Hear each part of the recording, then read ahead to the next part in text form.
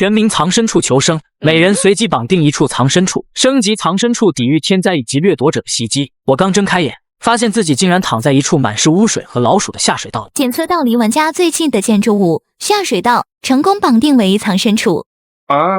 以下是温馨提示，请务必牢记，生存是你的唯一目标，所以请尽全力建造和隐藏你的藏身处，这是你能否活下去的唯一依仗。不定期会触发特殊灾难事件，可能是自然天灾，也可能是极端事件，请小心留意。绑定藏身处，这是下水道。随后，一条条聊天信息从面前的光幕弹出。这次补充的新人应该进来了吧？怎么还没建好藏身处？也不知道出生在什么区域了。最近新人死的有些快啊。希望别抽到城市街区或基地这种死亡地图。先说好，这次的新人谁都不许和我抢，我要挑战 S 级评价和文明碎片。别提了，前几天差点让街区暴徒把我殃了，改装装甲车啊，就离谱。我也是，之前遇到暴徒骑士出行，差点吓死。新人谁抢到谁入侵，可惜新手保护期还要等1个月，新人能不能活过今天都难说。你们想太多了，在废土世界没有安全的地方。什么意思？我穿越了？看来这似乎是一个末世求生世界，每个人都会绑定一个藏身处，但我绑定下水道是什么意思？靠喝污水和吃老鼠求生吗？而且这个世界的老玩家似乎把我这种新人当作可掠夺的资源。藏身处正在建造中，1%、25%、68%、99%。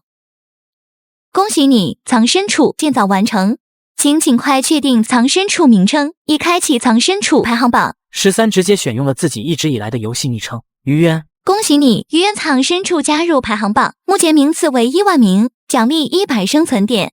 检测藏身处建造完成，玩家13被命运关注，获得命运卡牌。什么玩意？命运卡牌？从下面3个命运馈赠中选择一个作为命运给你的赠礼。破旧的餐桌功能，每天获得1份免费早餐，有概率出现需要生存点购买的额外食物。破旧的报价功能，每天获得1份免费报纸，上面可能记载着一些情报，有概率出现需要生存点购买的额外道具。破旧的木桌功能，每天获得1份免费物品，包含类型、医药、能源、建筑、电子、工具，有概率出现需要生存点购买的额外物品。温馨提示，选择馈赠后，作为代价将抽取1张命运卡牌，请谨慎选择。看着光幕上出现的3个选项，13的心脏快速跳动起来。最稳妥的自然是选择食物，不管什么时候选择食物都不会错。但下面2个选项，情报和物品也都不错。思索几秒，他的目光锁定在了破旧的报价上，做出了自己最终选择。食物和物品虽然可以获得一定保障，但比较起来，情报却有无限可能。破旧的报价已放置在藏身处，请自行查看。本次命运卡牌：杀戮，玩家2天内必须杀死1名人类，否则玩家死亡。温馨提示：人类吗？也不一定非要是敌人，对吧？只要我选择命运馈赠，就必须完成命运卡牌上的要求。13推开面前藏身处木门，里面则是一个差不多60多平的空间，空空荡荡，整个房间只有一个被分割成3层的老式书报架。打开虚拟光幕，调出藏身处管理页面的藏身处信息。而设施管理日志中，则出现数个设施建造选项：安保、休息区、集水器、通风，林林总总20多个建造项目，但全都因为缺少物资而无法建造。看来想要打造藏身处，就需要海量物资，还有食物和饮水，也必须在今天想办法解决。虚拟面板上自带时间提示，现在已经是下午4点32分，距离天黑应该只有2-3个小时，时间紧迫，他必须行动起来。目光看向房间内唯一物品破旧报架上，那里已经有一张叠放整齐的报纸，希望全在这上面了。13展开报纸，大部分内容都模糊不清，像是被墨汁污染，只有2处地方字迹比较清晰。今日14点45分，东城13区费伍德街道48号梧桐公寓发生枪战，并在城区进行追逐，共造成8人死亡，7人受伤。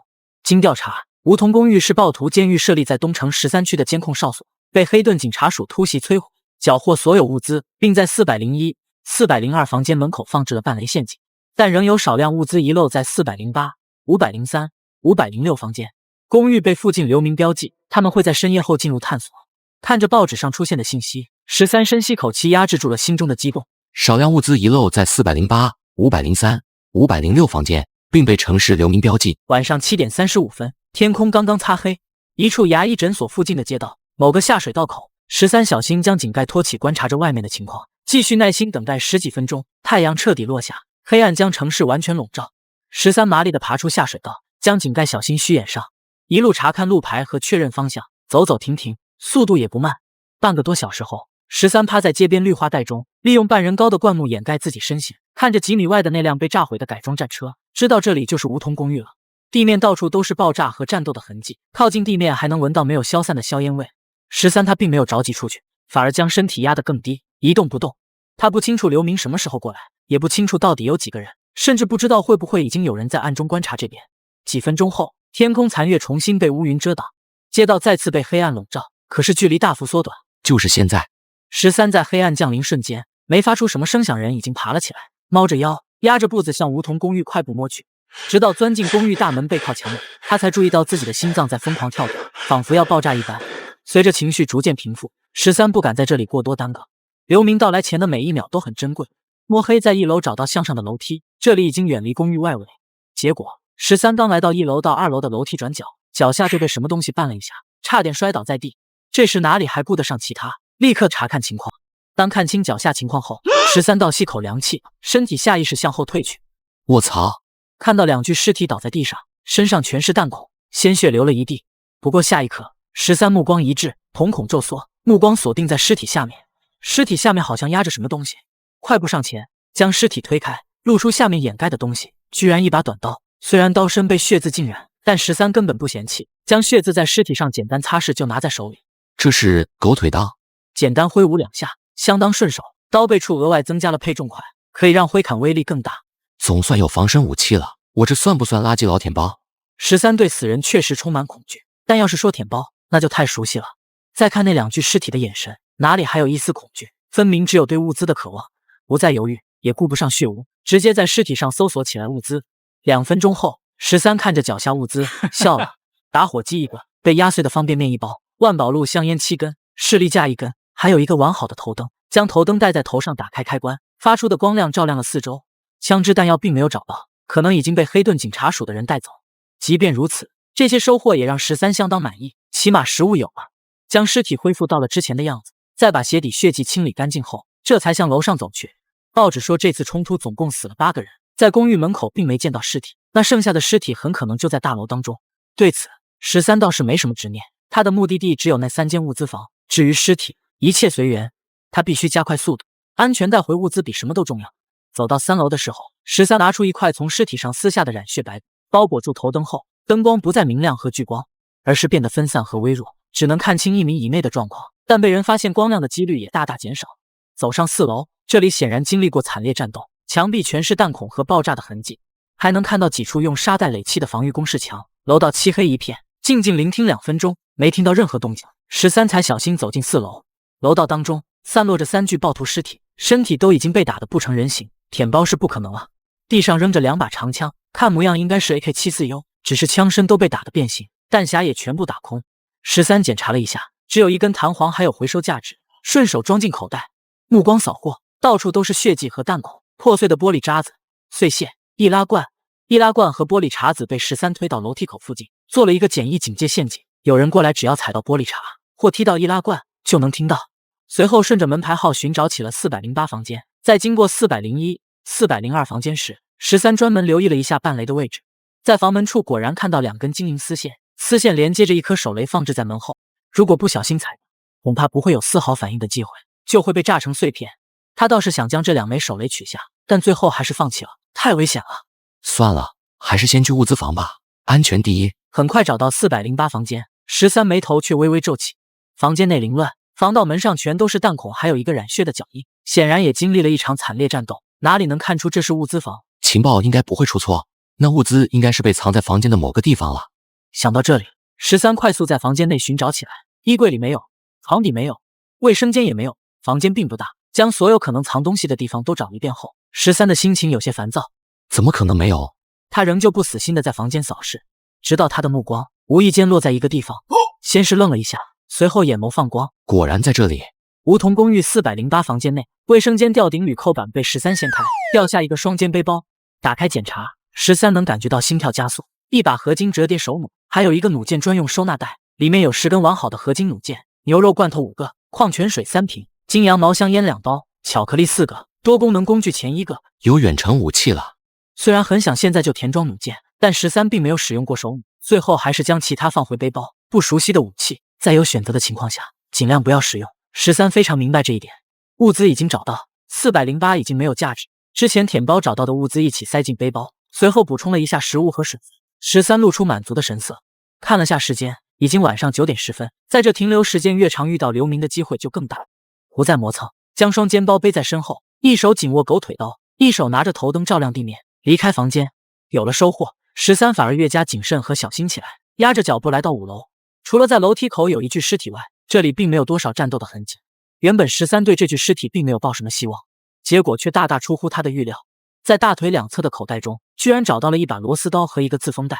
自封袋中装着20几根不同规格的钉子，有螺丝钉也有长钉。13心中大喜，藏身处大门建造正好需要螺丝刀和螺丝钉，这下气活了，将东西全都收进背包，对接下来的2个物资房的越加期待。还是和4楼一样，将玻璃碎渣、易拉罐等容易发出声响东西放在5楼楼梯口位置，顺着门牌号来到503房间。令13没有想到的是，房间居然上锁了，尝试扭动把手，根本无济于事。难不成撞门？这个想法刚出现，13就抛出脑外，开什么玩笑？公寓都是防盗门，累死他也不可能撞开。而且流民即将到来，撞门发出的声音简直就是自寻死路。无奈放弃503，来到506房间，这里倒并没有上锁，只是里面也和408一样，房间凌乱，物资早就被洗劫过。不过在卫生间角落，13看到一瓶洁厕灵，这是建造藏身处卫生间需要的材料，自然收进背包。有了408房间的经验，13这次十分顺利找到隐藏起来的物资。在马桶水箱中找到一个被黑色胶带缠绕、包装严密的包裹，包裹倒是只有水杯大小，看不清里面东西。13直接将其装进背包，准备等回到藏身处再查看。才发现双肩背包在放进这个包裹后已经彻底满包了。问题是卫生间吊顶上又发现了4条骆驼香烟、10几袋泡面、5、6罐罐头、3瓶水、2大包巧克力，净含量1.47千克和一把战术斧。吊顶上有不少灰尘，显然这些物资藏在这里有段时间了。但现在的问题就是他根本拿不上这么多东西，背包、口袋都已经满包，周围房间别说背包，就连床单都没一张，东西带走是不可能了。13打算立刻撤离，回去腾出背包再回来将剩下东西带走。这么多物资他不能放弃，最后他只能将战术斧别在背包外围，将4条香烟2前2后插进裤裆，又拿了一大包巧克力拎在手上，这才快速将铝扣板重新扣好，上面的指印擦拭干净，看不出翻找痕迹后，就原路返回。回去的路上他依旧谨慎，但直到回到牙医诊所附近，也没有发现任何异常。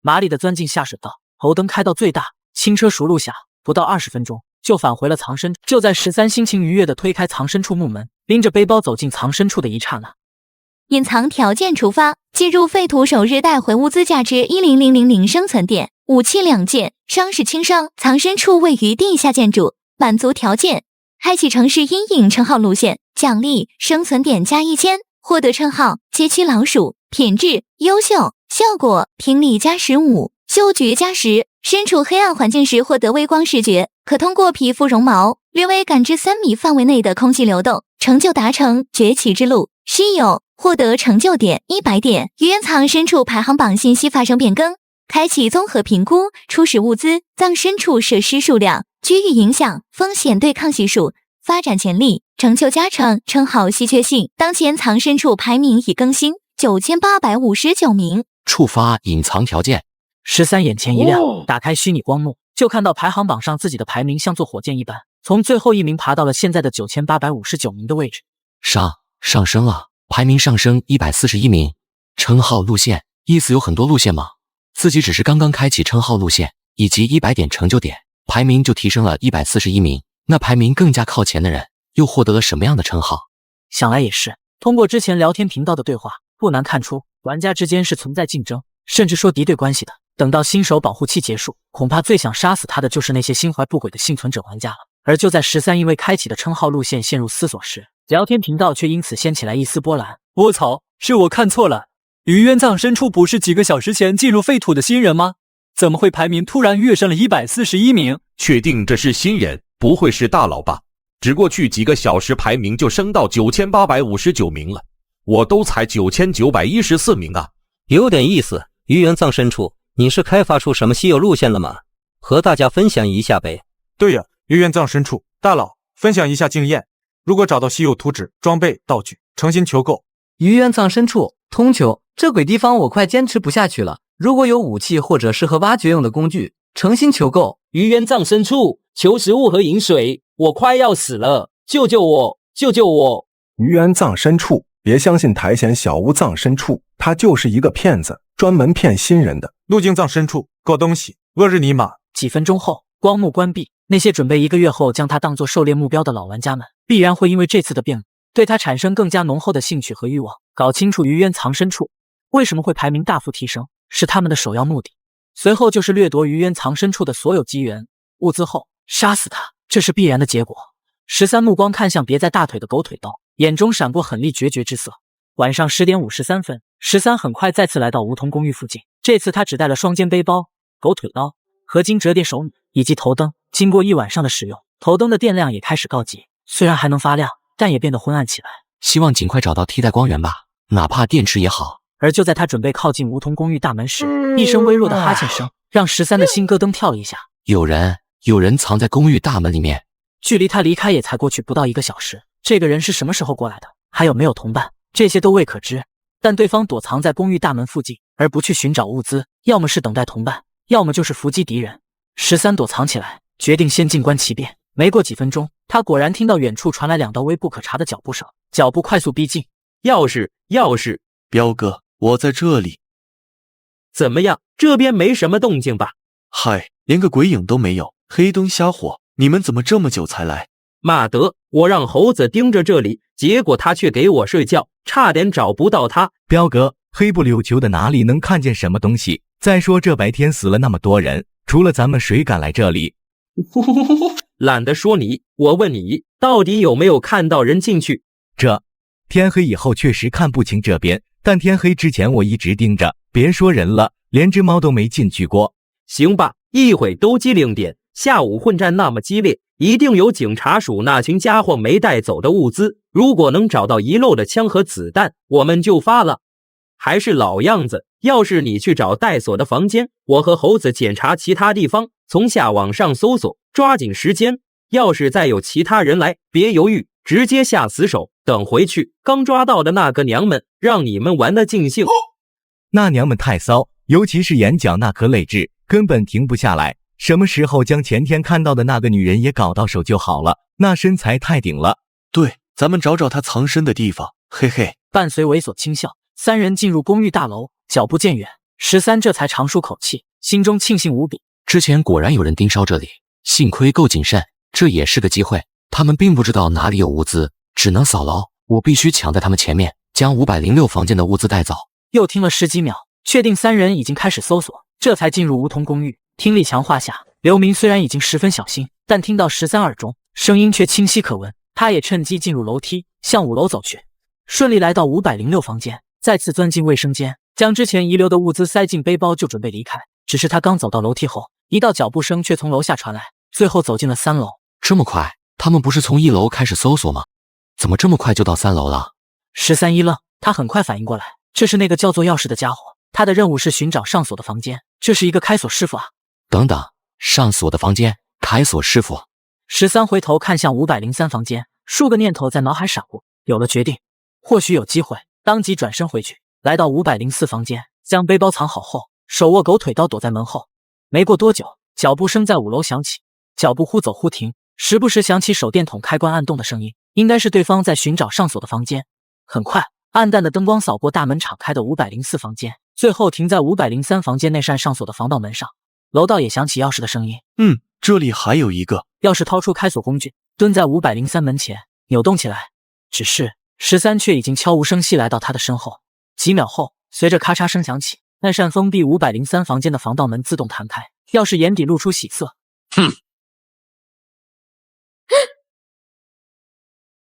命运卡牌，岩石级杀戮卡消除成功，命运点+1，检测到杀戮目标具有价值选项，是否掠夺？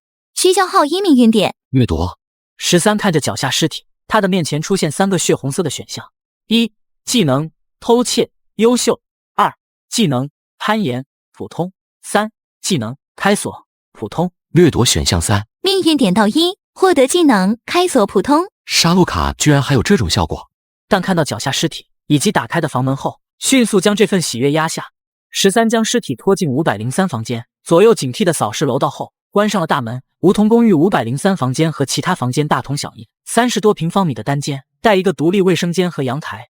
13关闭房门，在钥匙身上将手电筒取出，巡视房间每个角落，包括床下、衣柜、门后，确认没有危险，才来到尸体前，开始舔包。钥匙身上只有一个布艺斜挎包，里面装着一些杂七杂八的东西：电线、中性笔、2节电池、一把匕首、2小块压缩饼干，以及一个小布袋。小布袋内装着的就是几把不同的开锁。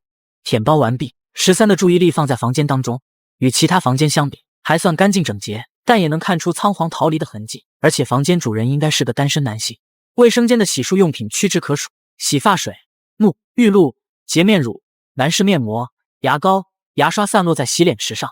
这些东西全被13收进背包，都是稀缺物资，包括淋浴隔断帘、毛巾全都叠好收起。双肩背包也再次爆满，主要还是淋浴隔断帘太大，直接占据了一半的背包空间。好在之前13就考虑过可能出现这种情况，但他需要做一个尝试。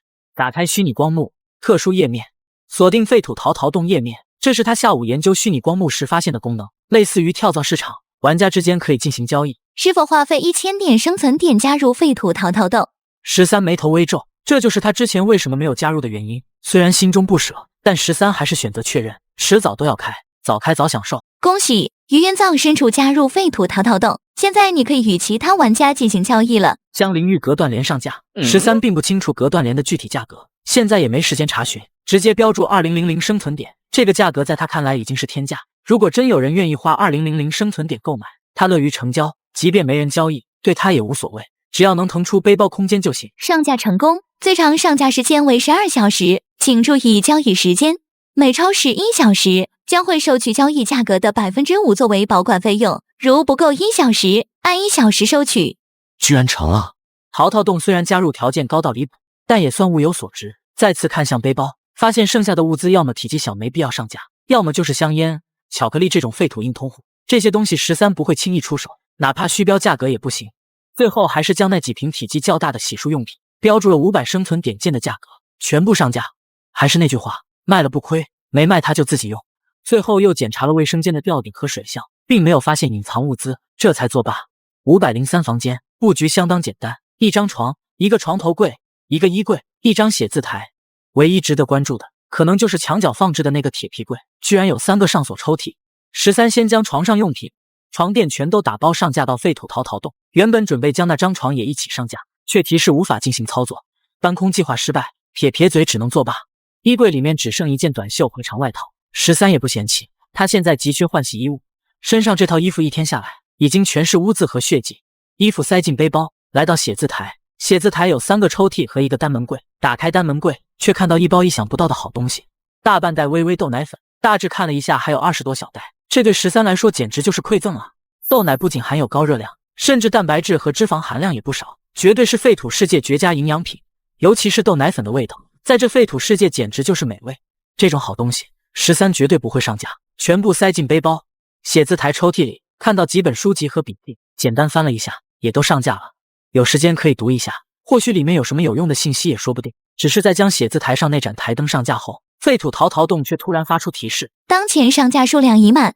什么？13立刻查看，才注意他现在只是淘淘洞1级权限，只能同时上架15件商品。想要提高上架数量，就必须升级权限，而要升级到2级权限，需要的生存点是2000。靠，下一步是不是还要升级 SVIP 会员啊？13真的有些心累。好在这个房间主要的大件物品已经全部上架，现在只剩下那个上锁的铁皮柜没有查看了。掏出开锁工具，开锁器插进锁孔，13好似能通过开锁器感知到锁芯的全部构造，本能的知道怎么可以打开这种锁具。不到1分钟，3个上锁抽屉被13全部打开，只是前2个抽屉就为13带来巨大惊喜。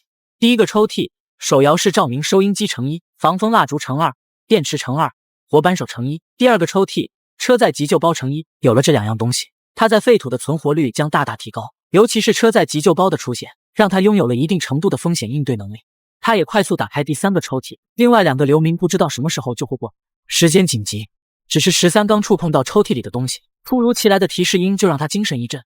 发现高价值物资，发现藏身处设施全新优化路径，请问是否将该优化路径添加至通风管道建造列表？13将抽屉中的东西拿出，一脸错愕，看清抓在手里的东西，脸上露出一丝诧异。这是图纸，不过来不及查看，先将东西塞进背包再说。至此，503房间内所有物资全被13收入囊中，再次检查了一下有无遗漏，目光看向了窗帘。这么大一块布料，不管是遮盖还是裁剪，都是不错的材料。只是他这边刚准备有所动作，走廊却响起了易拉罐滚动的声音。来人了，来这么快！小新凑到门前，贴门聆听。钥匙，你在不在？钥匙。行了，估计在楼上，我们上去看看。好。两人声音消失，13眼角微眯。两人上楼了，那现在岂不是离开的最佳时机？否则等他们找不到钥匙，必然会回来寻找。门口还有血迹，一眼就能看出问题。思索只持续了数秒，13立刻就有了决定，将双肩包背在身后，固定牢固，斜挎包也放在身前，缩短背带，确保不影响跑动和行动。从腰间拿出折叠弩和弩箭，弩箭完成上弦，狗腿刀别在大腿外侧，这里最趁手，可以随时使用。一切准备就绪，小心打开房门，弩箭开路，脚步沉稳且快速地向楼梯口走去。趁这时候离开，无伤满物资撤离，这是最好的结果。只要能离开梧桐公寓，外面月黑风高任鸟飞，这么大的城市，能找到他才见鬼了。来到楼梯口，楼梯通道内漆黑一片，称号带来的微光视觉，让13在伸手不见五指的环境中，也能模糊看清楼梯轮廓。聆听几秒，楼梯通道却安静的让人压抑。13眉头微皱，不应该啊，两人上楼找人，怎么着也该有些动静。不再犹豫，将脚步压到最低，向楼梯挪动，弩箭却瞄准6楼楼梯的方向，以防两人突然出现。虽然只在藏身处练习了几次，但弩箭发射很简单，13有信心射中5米内一切标靶。来到楼梯，他才刚走了没2步，一道手电筒灯光从4楼和5楼之间的楼梯拐角亮起。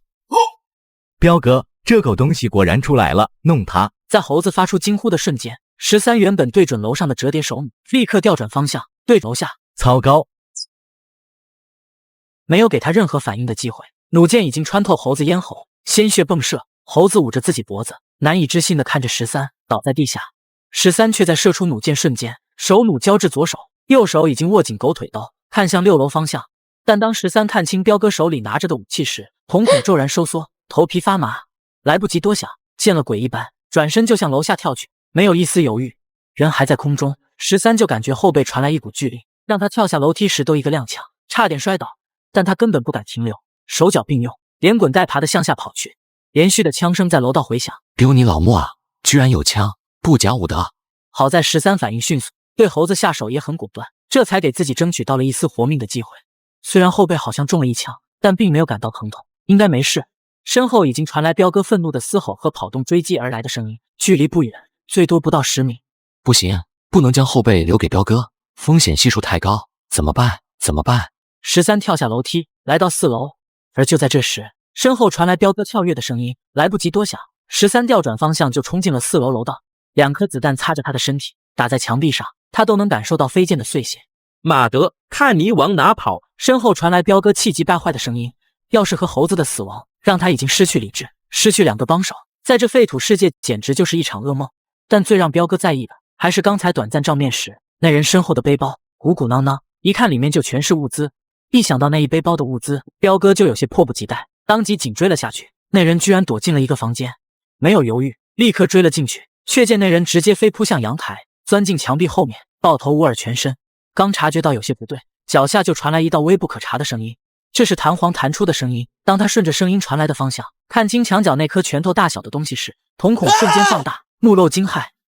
一道青天火光在房间内升腾，爆炸产生的冲击波将房间内的一切物品全都炸得粉碎。彪哥焦黑的身体倒在地上，双腿被炸断，死的不能再死了。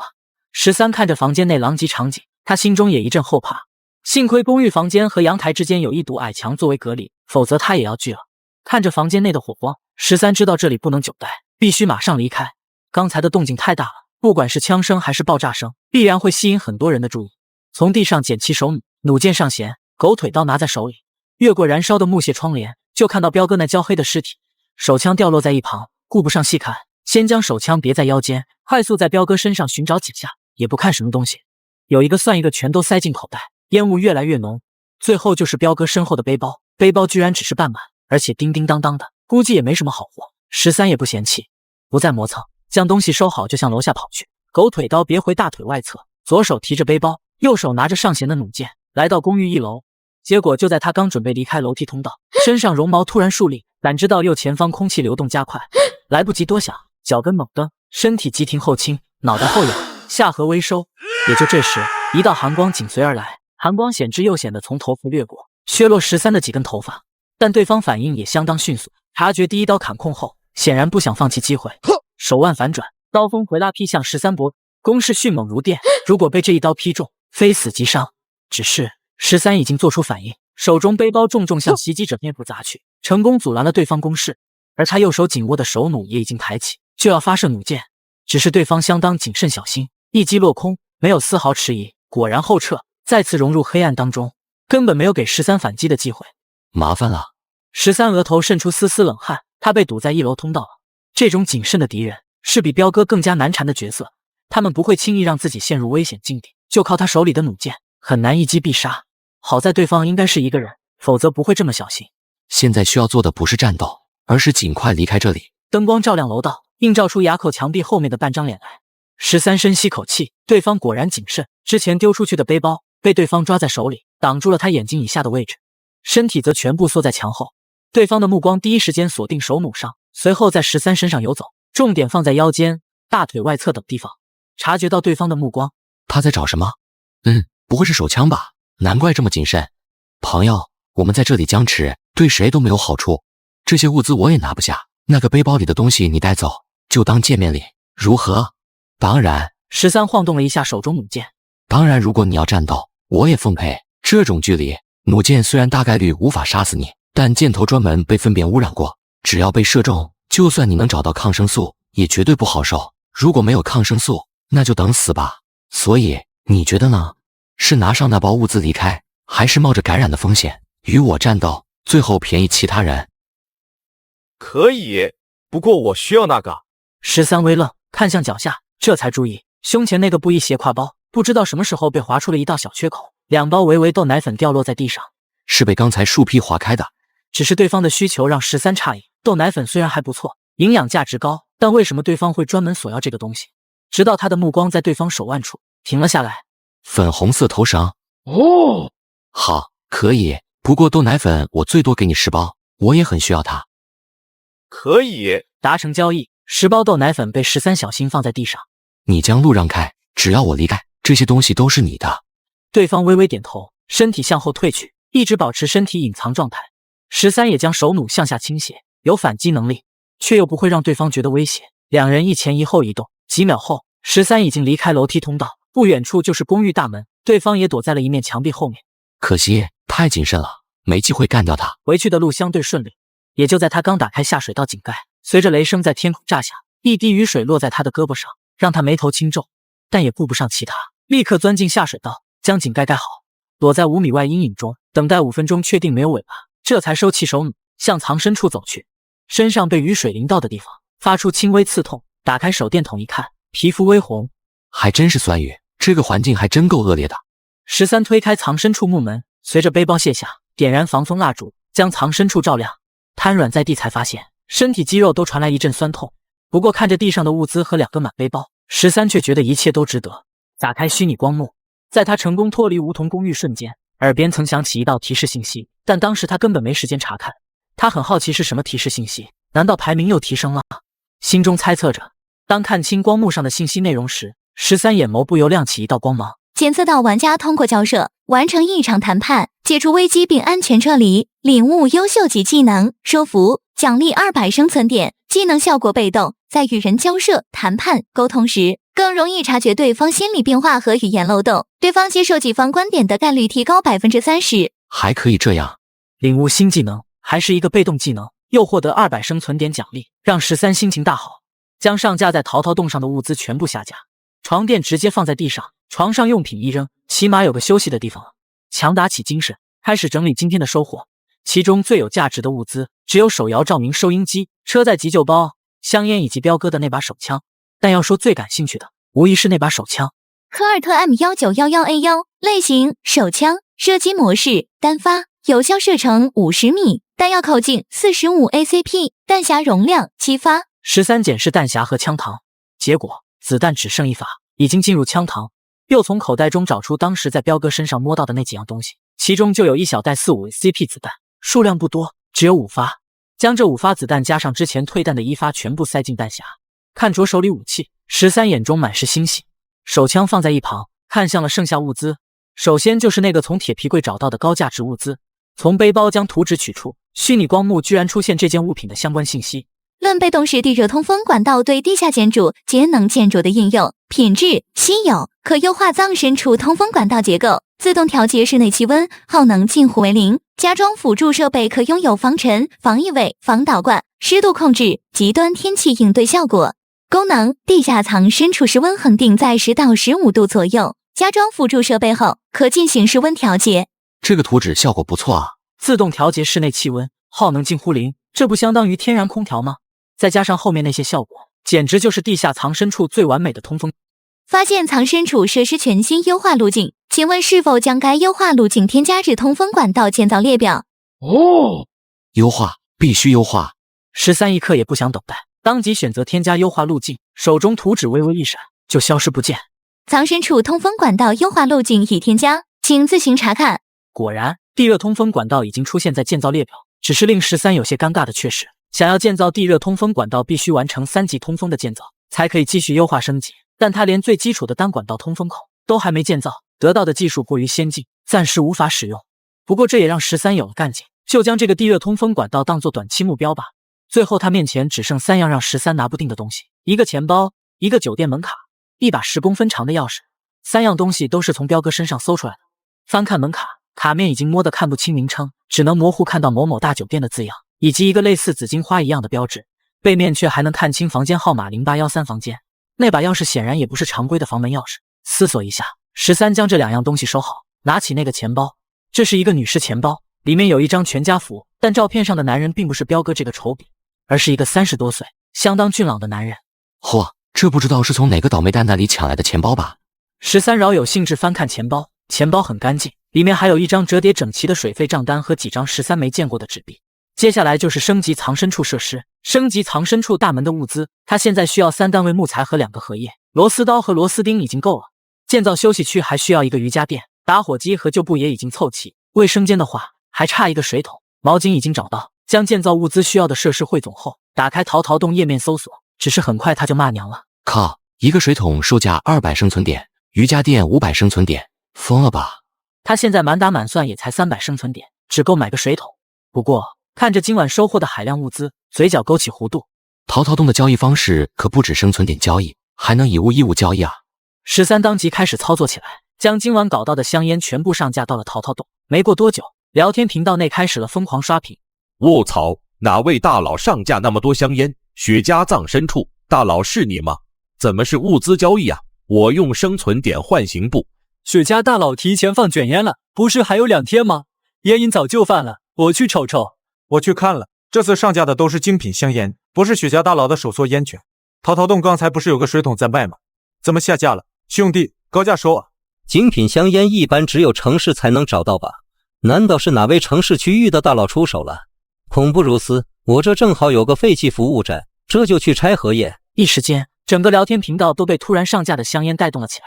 在废土生存，香烟是缓解焦虑和不安的最佳方式，可以大大增加情绪稳定，但又因为极其稀缺。除了雪茄藏深处会定期上架味道极差的手搓卷烟外，其他人就算找到香烟也只会收藏起来，自己使用。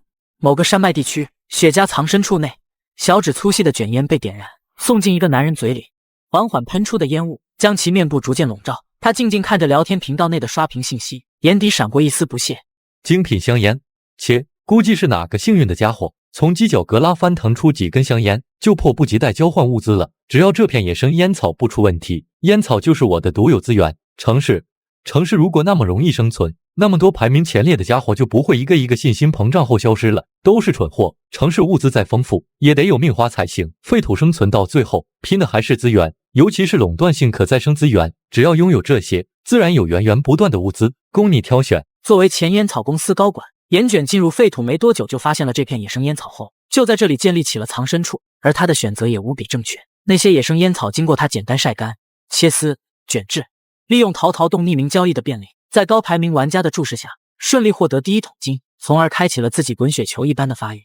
更是在有人怀疑他就是烟草交易商后，挺过了一轮轮玩家对抗和掠夺，藏身处排名也来到了现在1978名的位置。因此，他对这位售卖香烟的玩家毫不在意。之前也不是没人出售过精品烟，撑死10几20根，根本无关紧要。不过他还是抱着一丝谨慎的态度，打开淘淘洞页面，检索香烟。但当检索信息出现的瞬间，烟卷瞳孔骤缩，叼在嘴边的卷烟掉落在地，眼底闪过一丝杀意。触目所及，整个光幕页面全是香烟交易选项，多则3根香烟交换 PVC 水管，少则1根香烟交换金属荷叶，整整15的交易选项。有些交易刚完成，就会立马出现一个新的交易项目，只是短短时间就交易出了5、60根的样子，甚至交易还在继续，大大超出他之前的预计。烟卷每半个月交易的手搓卷烟的数量也不过200根，就这已经是极限。虽然这片野生烟草生与他认知中的烟草差异极大，生长迅速，但一下采集太多还是会烟草的生长。交易页面上，香烟交易快速进行，没过多久完成的交易数量已经过半，70、80根香烟放在上万人中间，狼多肉少，到最后只剩下5、6个交易没有完成。烟卷看着交易界面，冷哼一声，将其关闭，但心思却快速转动。虽然不知道交易香烟的谁，但能拿出这么多香烟交易，收购的物资还都是工业生活物资，这个人应该是出生在城市区域的玩家。也只有城市区域的玩家建造藏身处才会用到这么多工业生活物品。再次打开聊天频道，还在猜测这个人到底是谁。一条聊天信息引起了烟卷的关注，眼眸闪过思索和冷冽之色。你们说会不会是下午那个新人？毕竟他一下提升那么高的排名，肯定是搜到很多物资了呀。于渊藏深处，是不是你呀？13也同样看到这则聊天信息，眼睛闪过金芒。这家伙倒是狗鼻子，这都能让他联想到。再加上不久前有人曾经提醒过他，这个苔藓小屋藏身处专门欺骗新人。再加上这明显拱火挑事的话，这是盯上我了。在苔藓小屋藏身处的引导下，果然有不少人找他，询问是不是他在售卖香烟，但他怎么可能回复？从淘淘洞将完成交易的物资全部取出，打开藏身处设施管理日志，开始建造藏身处设施。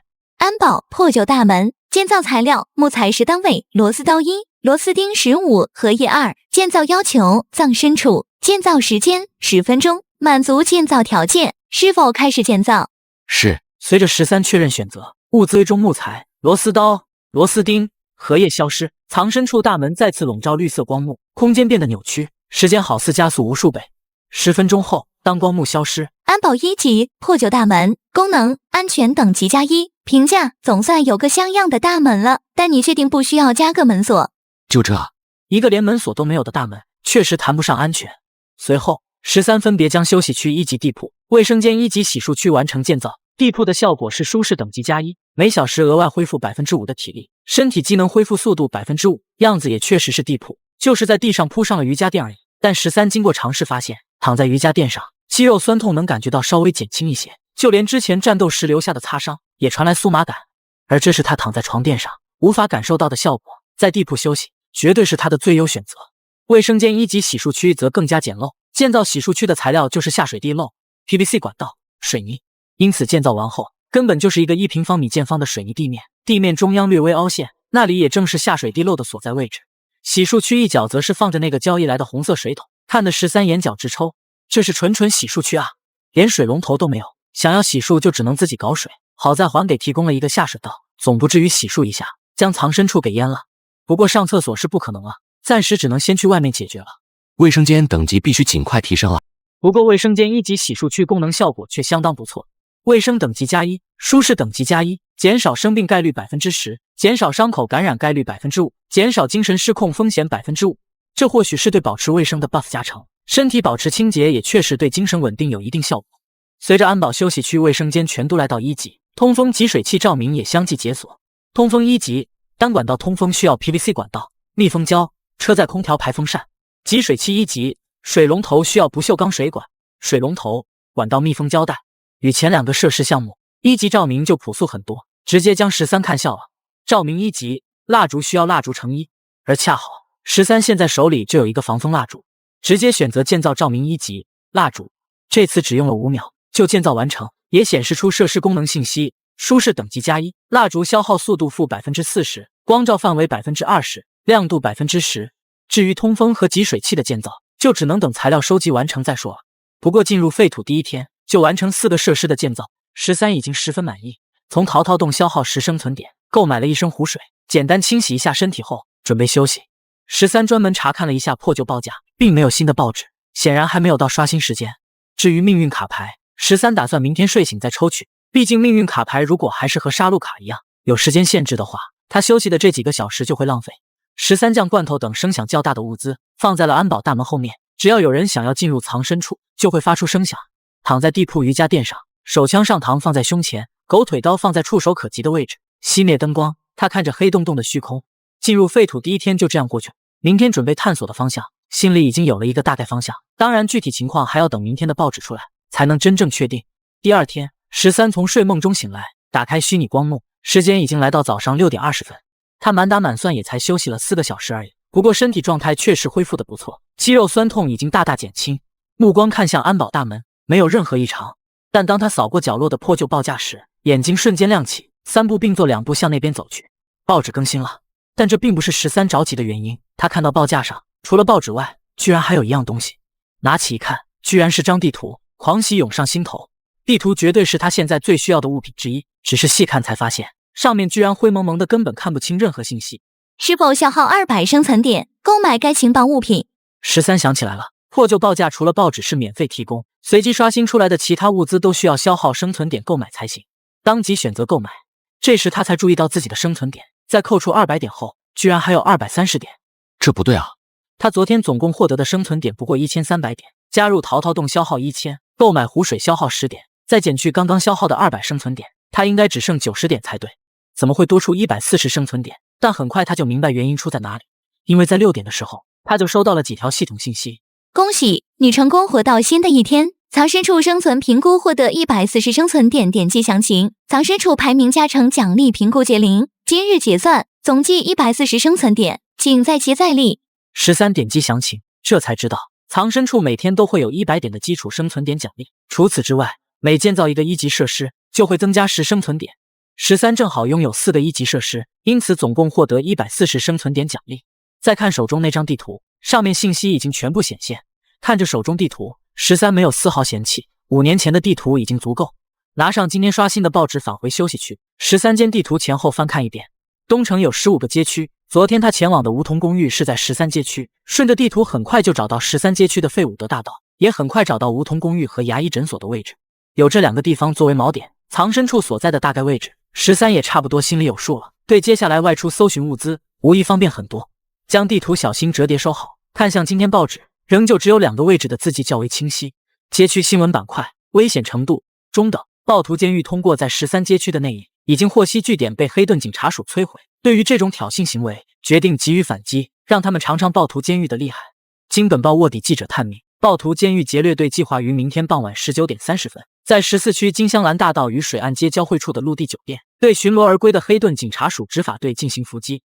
此次行动，暴徒监狱预计配备自制地雷5枚、燃烧瓶20枚、20颗手雷、狙击手2名、机枪手2名，劫掠队成员20人，奴隶自爆敢死队5名，末日皮卡2辆，拾荒者战车1辆。街区娱乐板块，危险等级低，因昨夜酸雨侵蚀，位于东城11区约翰克动物园的一处围栏螺钉被腐蚀，导致被极光动物协助会占据为私产的部分动物趁黑逃离动物园。目前小部分动物逃到12街区纽森大道北侧附近躲藏着3只狼、2只猎狗。红岸公园西侧生态区中流窜着8只克里山绵羊，2条森蚺则是进入了北侧密林体验馆，它们十分惊恐，短时间内不会离去。目前极光动物协助会值班人员已经上报情况，正组织武装人员搜寻，不过他们似乎找错了方向。13看着报纸上的情报信息，嘴角微抿。经过昨晚的经历，他已经体验过所谓的危险程度低，险象环生啊！而现在又是地雷、燃烧瓶、手雷，又是自爆敢死队、战车、皮卡的，居然也才危险程度中，属实有些离谱。他都不敢想象以后那些危险程度高的会是什么场景，火力轰炸。不过他的心却有点蠢蠢欲动。如果能在战场边缘浑水摸鱼捡点垃圾，是不是？脑海不断闪过各种想法，再次展开地图，寻找着14区陆地酒店的方位。而当他找到陆地酒店位置时，眼中已经闪过惊芒。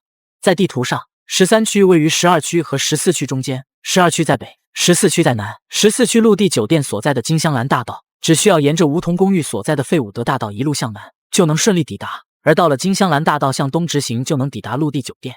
似乎有机会啊！反正还有2天时间准备，足够了。打开一个牛肉罐头，因为没有加热的关系，罐头表面凝固着一层淡黄色的牛油。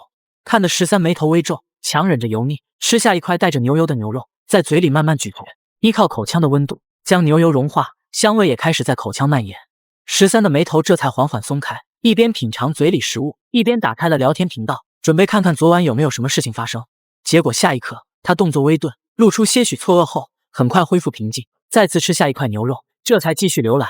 聊天频道上出现2条置顶信息，淘汰信息：风车藏身处，排名9978被暴徒势力淘汰，时间3点46分，12小时后新玩家入场。淘汰信息：绿萝藏身处，排名9983被雄鹿藏身处，排名6743淘汰，时间4点28分，12小时后新玩家入场。一晚上死了2个人，聊天频道却早就习以为常，甚至还有几个与雄鹿藏身处相熟的人打听有没有搜刮到什么高价值物资。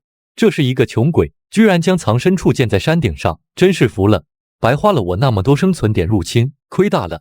话是这么说，但没人相信他的鬼话，也没人深究，而是将更多话题放在了那个暴徒势力上面。最近的暴徒势力侵略性很强啊，这已经是半个月来第3个被他们干掉的玩家了。他们想干嘛？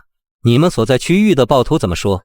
我前天远远看到2个暴徒势力爆发冲突，好家伙，我在1公里外的山上愣是不敢冒头，吓都要吓死了，火箭弹啊！别提了，我这区域之前10天半个月也不会遇到一次暴徒，现在隔3差5就会有车辆路过，每次都提心吊胆。你们说会不会有什么事情要发生？毕竟我们之间区域并不相通，怎么暴徒会全都出现变化？13目光立刻看向最后一条信息，心中巨浪翻涌。什么叫做区域并不相通？直觉告诉他，必须得想办法搞清楚才行。但他现在处于新手期，根本无法添加好友，也没有解锁私聊功能，也顾不上心疼生存点，开始输入信息。铁塔藏身处，请问下什么叫区域不相通？早上聊天人数较少，所以他的问题很快就有了回复。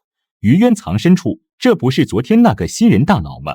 晨会50生存点，淘淘洞搜索编号21563，里面有全面解答。等他进入淘淘洞一搜，才发现关于新手问题解答的答案上架的并不少，而价格也基本都在40到60生存点之间。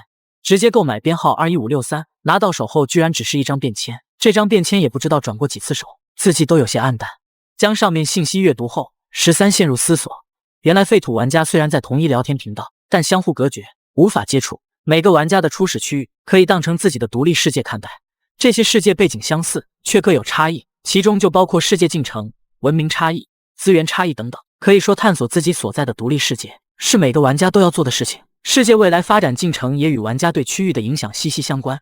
就比如传说中的道具文明碎片，可以让玩家所在世界与文明碎片融合，解锁稀有进化路线，但具体奖励却始终是谜。想要获得文明碎片只有一个途径，那就是发动玩家掠夺战争，也就是入侵玩家世界。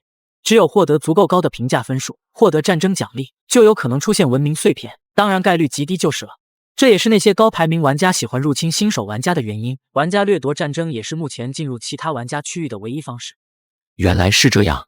牛肉罐头不知不觉吃完，收好金属罐，他打开虚拟光幕，想要尽快提升实力，希望还是要放在命运馈赠上。现在是时候获取第2个命运馈赠了。古老的奶头功能放入动物乳液，3小时后可收获5倍动物乳液。不灭手电筒功能，一个长久不灭的手电筒。定位手表功能，可定位自身所在位置，并指引藏身处方位。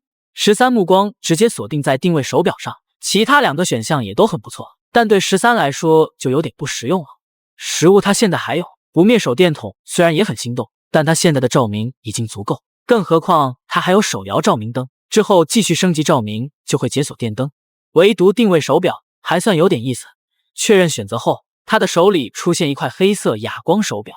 本次命运卡牌纵欲卡，玩家2天内必须放纵1次原始欲望，否则玩家死亡。我操！当看清命运卡牌信息后，13嘴角抽动，难以置信地揉了揉眼睛，不信邪地再看过去，结果信息依旧，一口老血差点喷出。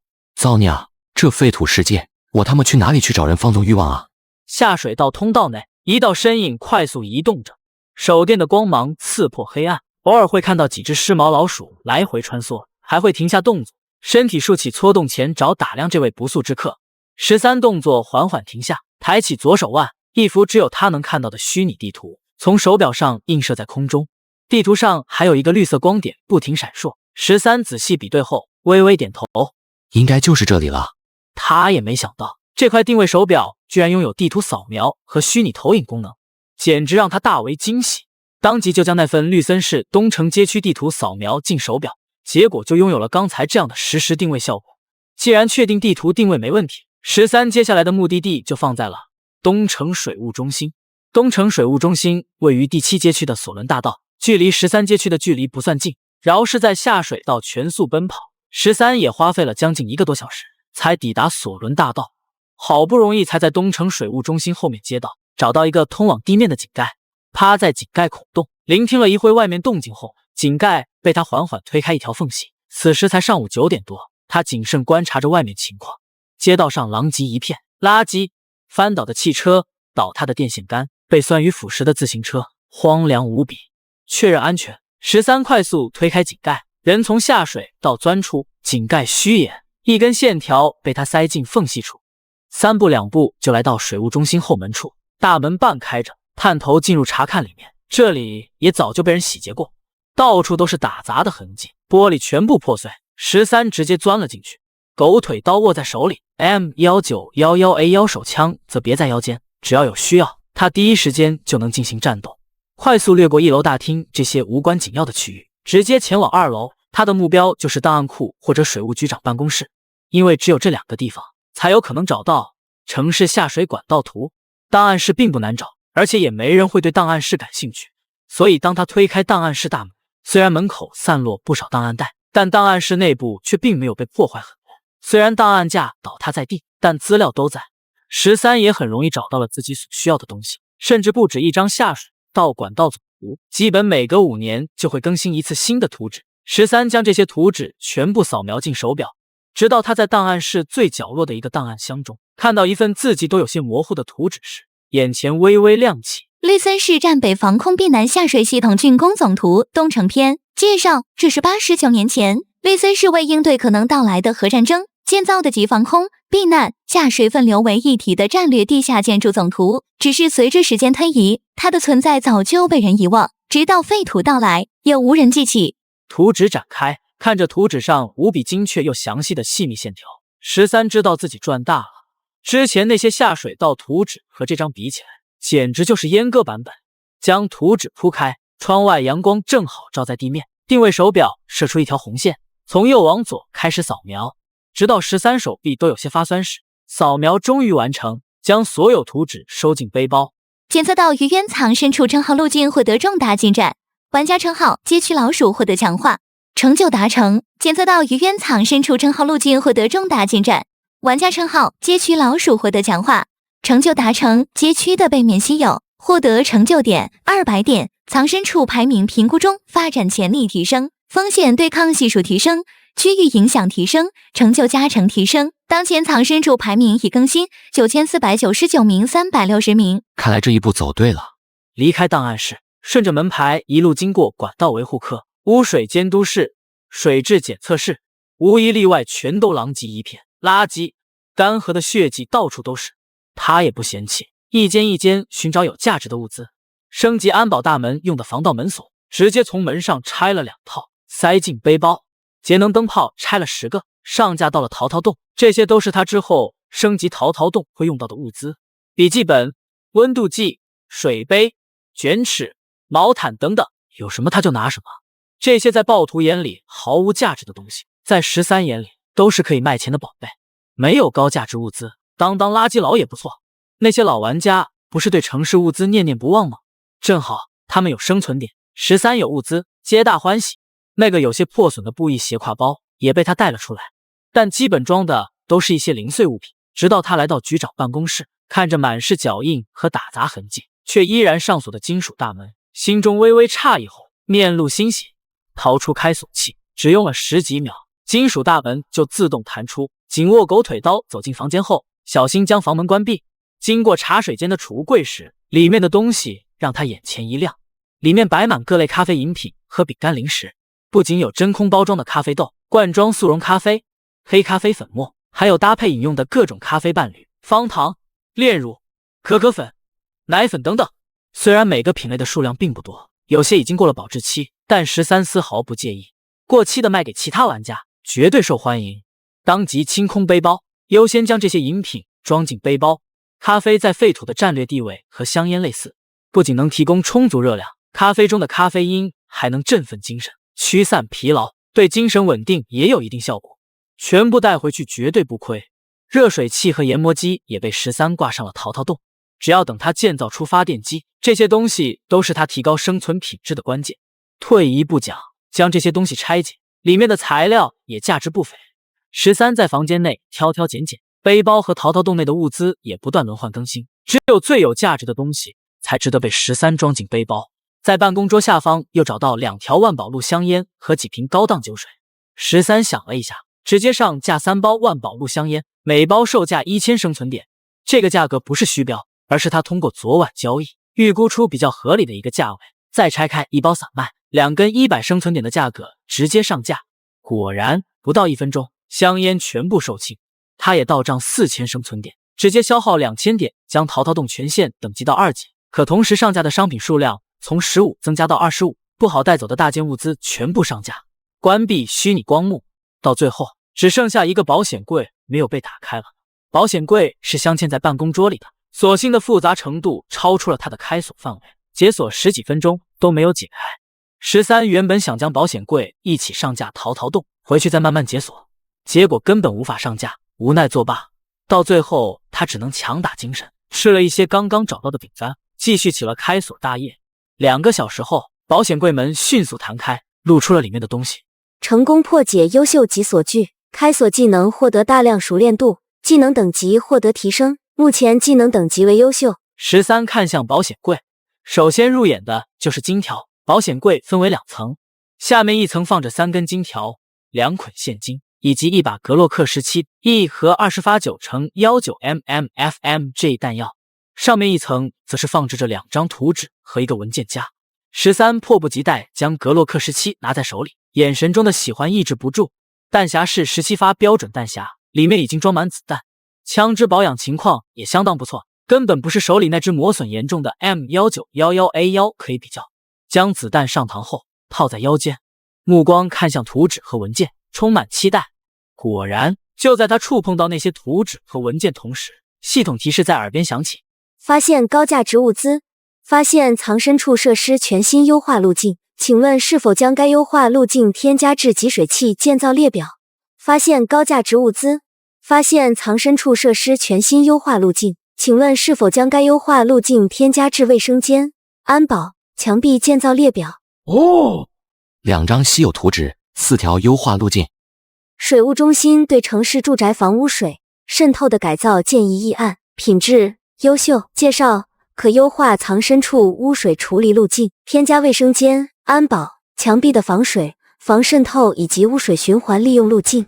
功能：藏身处具备优秀及防水、反渗透效果，藏身处耗水量负 20%。论海水淡化对家庭用水的优化可行性议案，品质优秀。介绍：可优化藏身处集水器路径，增加海水淡化路线。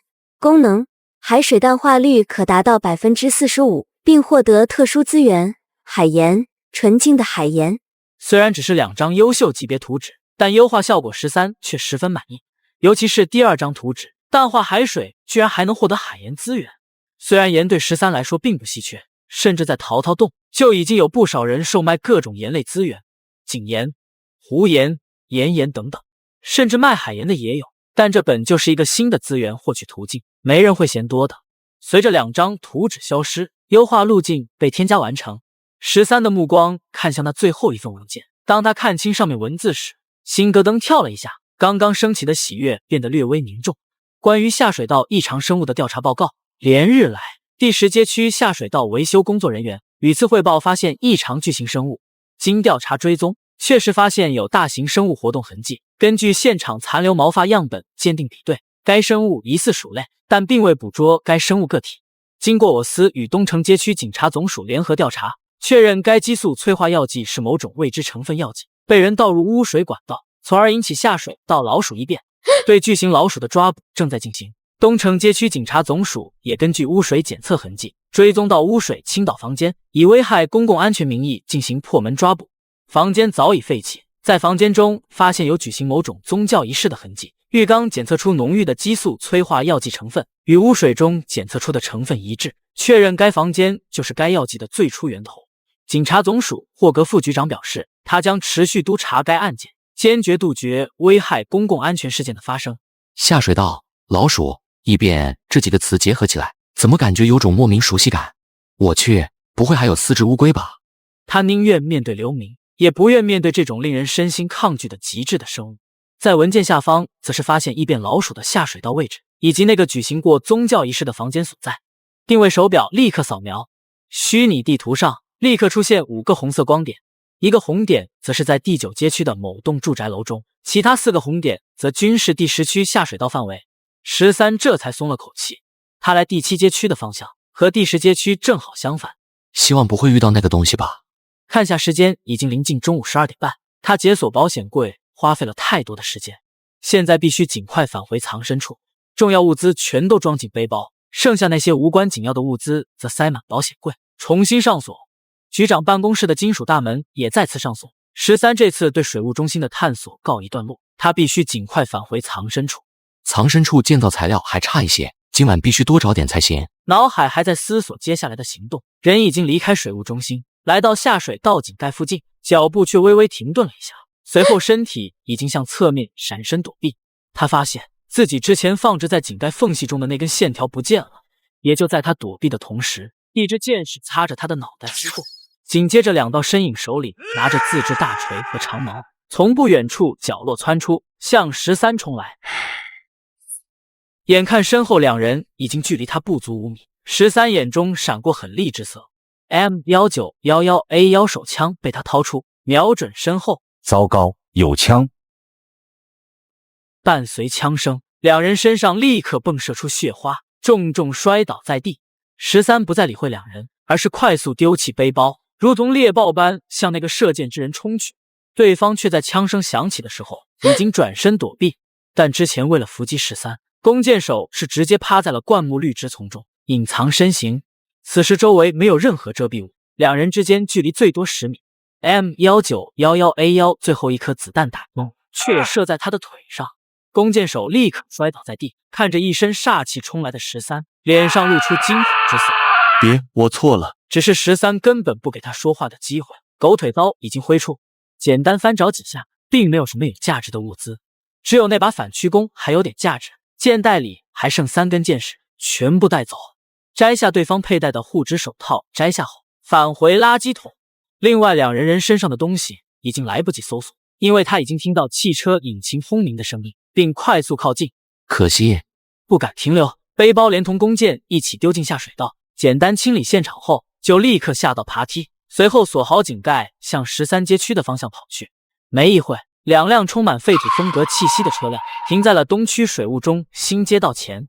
车辆依稀还能看出警车的痕迹，但拼凑焊接的金属装甲冲撞尖刺，车载机枪，车身上则用黑色喷漆喷涂着几个大字：黑盾警察署。一名身穿执法者制服的执法者走下车辆，去个人看看怎么回事。一个吊儿郎当穿着弹挂和防弹衣的暴徒跳下汽车，跑进街道，很快就回到车边。老大，里面死了3个流民，身上都有枪伤，脖子都被砍了一刀，下手很果断，手法不像是流民。怎么说？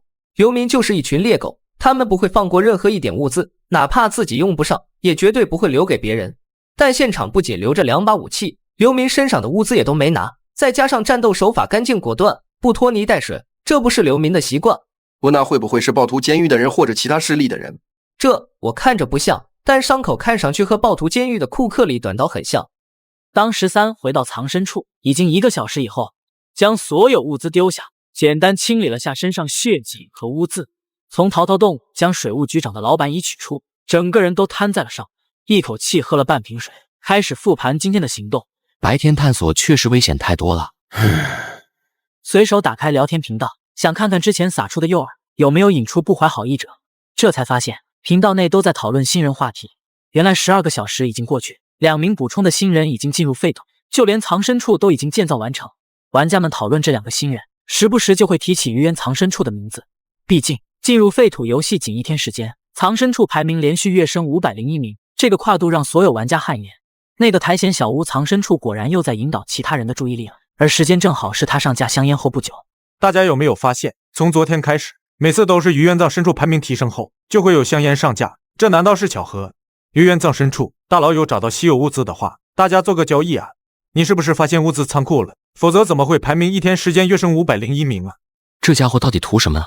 打开藏身处排行榜，苔藓藏身处排名在7733名，只能算一般。对方藏身处实力即便比自己高一些，也绝对高的有限。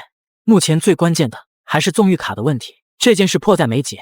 顺手拿起昨晚从506房间带回的书籍，翻看着，却在看到某一个标题后，忽然愣了一下，立刻重新找到刚才那页标题。13看到第4条解决方法时，微微愣了一下，陷入思索，眼神中的希望逐渐破灭，只剩挣扎与抉择。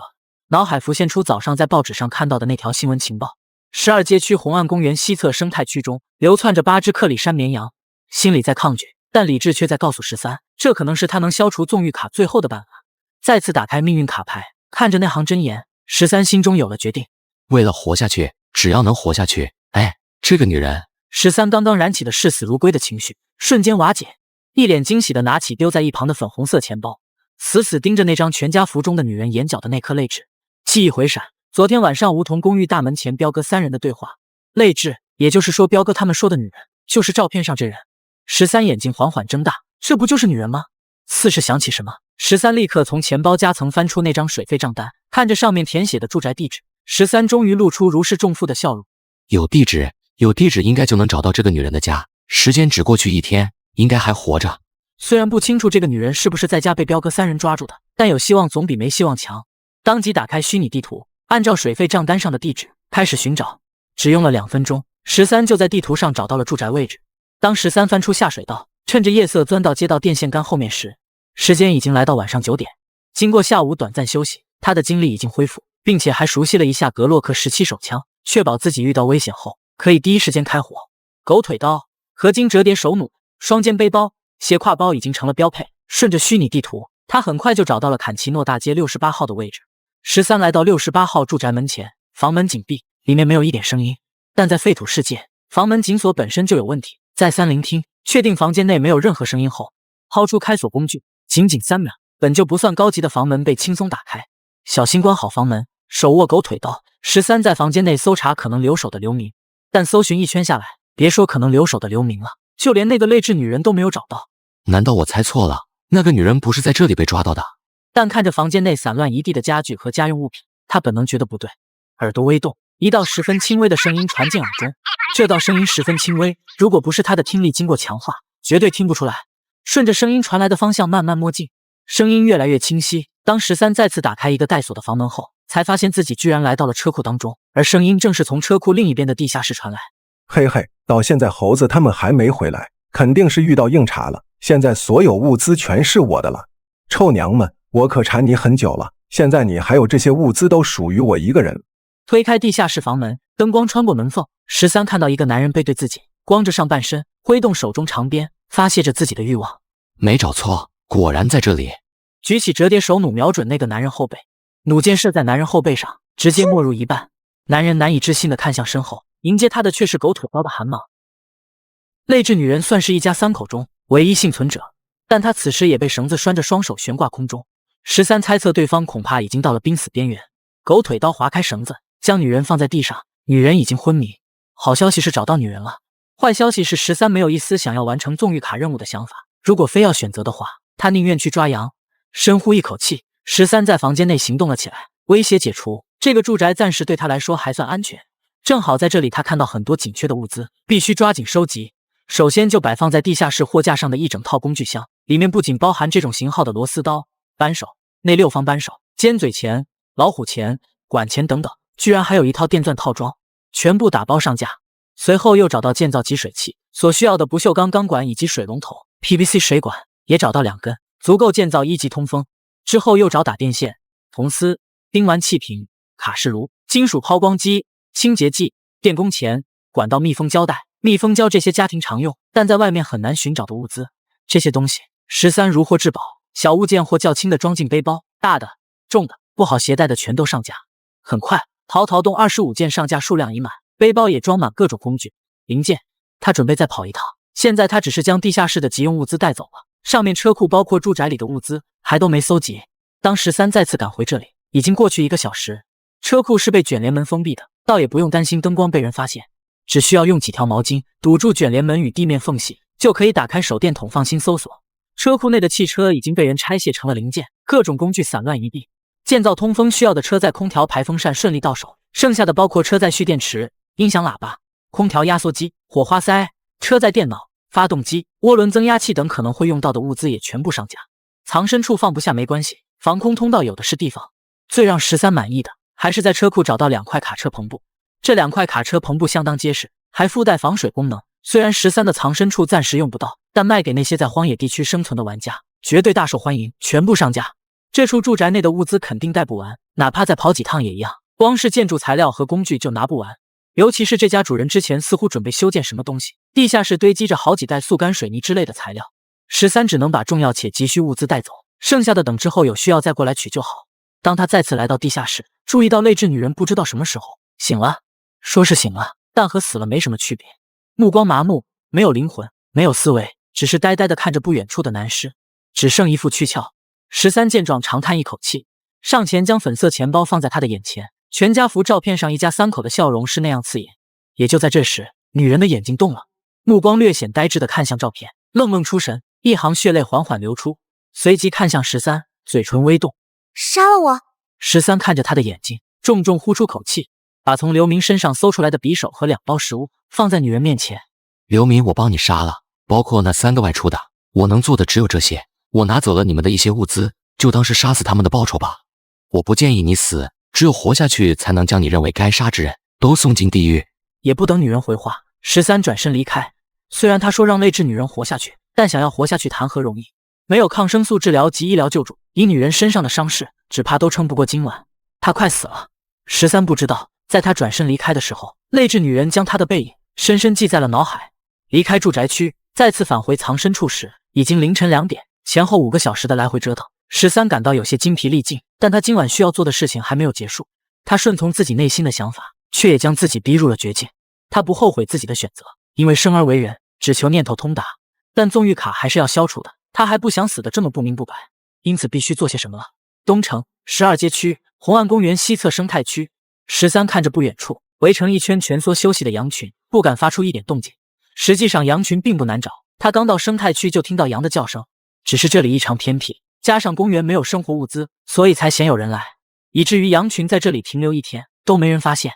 13看着这些枯黄的植物，也很快有了主意。淘淘洞上很快就出现几个新添加的交易申请，那些还在熬夜寻找物资，或者刚刚睡醒上厕所的玩家，全都收到淘淘洞的物品上架提示信息。上架什么东西了？枪械、香烟还是工具？3公斤青草，青草。一名身处草原的玩家不敢相信地揉了揉自己眼睛，确定没有看错后，一脸欣喜地提起镰刀就向门外跑，生怕跑得慢了。草原别的不多，就是草多，一根香烟换3公斤青草，和白给有什么区别？也就是1分钟的时间，很快就有人完成交易。13却并没有理会那些，总共收获30公斤青草，拿出6、7公斤抛向羊群的方向。羊群被惊醒，刚要逃离，结果就嗅到空气中传来的青草气息，不由停下脚步。凌晨的青草上面还带着露珠，清香甘甜。对于近乎忘记青草味道的羊群来说，简直就是无法拒绝的诱惑。1只、2只在13的注视下，8只克里山绵羊还是抵挡不住诱惑，凑到青草面前，大口大口咀嚼了起来，越吃越香，越吃越快。他也趁这个机会快速挑选起了目标，接着不给对方任何反应的机会，掏出绳子，将选定的克里山绵羊放倒后，绑住羊蹄，扛在肩上就向下水道跑去。小家伙们，等我造出冰箱再来找你们，别走远啊！时间逐渐来到6点，再次获得140生存点奖励，破旧报价上也刷新出了今天的报纸，可惜并没有刷新额外情报物品。先看看今天的情报吧。紧急台风预警，危险等级高，气象部门发布橙色预警，台风捕秋行逼近，绿森市启动气象预警。最新动态，根据绿森市命运气象台检测，今年第1号台风捕秋行已于今日4点18分在穗浪海域生成，最大风力11级，台风规模小型，直径300公里，移动速度快速，预计将于明天凌晨3点48分在绿森市登陆，预计持续时间2到3天，预计最强风力可达13级。绿森市将在凌晨12点左右出现大暴雨，局部伴有雷暴大风。需注意风暴潮和海水倒灌的风险。住在低洼地区的居民可向高楼层转移。地区生活新闻：危险等级中，居住于东城11街区坎奇诺大街7号的工匠师马希尔最近很苦恼，他的研究已经到了关键阶段，但生存资源仅能维持不足1周时间，他迫切需要一批资源维持自己的研究和生存。他现在处于全封闭的实验室中，忙着最后的研究攻关，2天后才会离开实验室，外出寻找物资。啊，天哪！如果有一位好心人资助我的研究，那就太完美了。可惜这个世界已经变成了废土。费德蒙为什么还没给我带来物资啊？危险等级高。虚拟地图打开，13查看防空避难层的建筑结构。自己所在的这一片防空避难层一共有2个出口与下水道连通，一个就是他经常出入的那个爬梯出口，另外一个距离他藏身处的位置也不算远，70-80米的距离。想要阻挡下水道灌入防空避难层，这2个入口就必须封堵，其他防空避难层与这里并不相通，暂时不用考虑。为以防万一，13离开藏身处，将自己所在这片防空避难层整体检查了一遍。不得不说，几十年前的防空避难层虽然样式老旧，还是砖砌工艺，但质量真的没话说。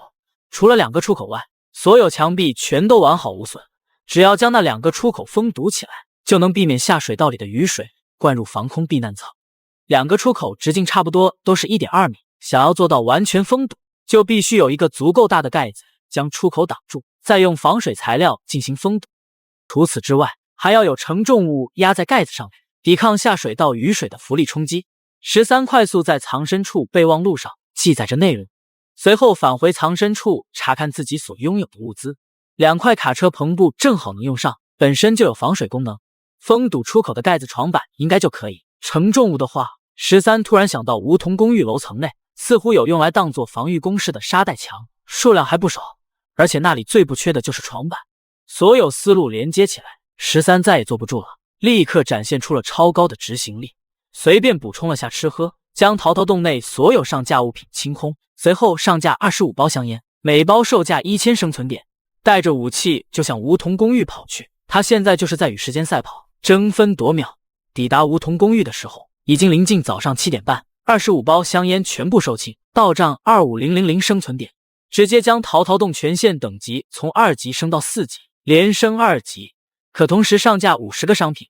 打开下水道井盖，确认安全，飞速钻出，放置警戒陷阱后，就快速钻进梧桐公寓。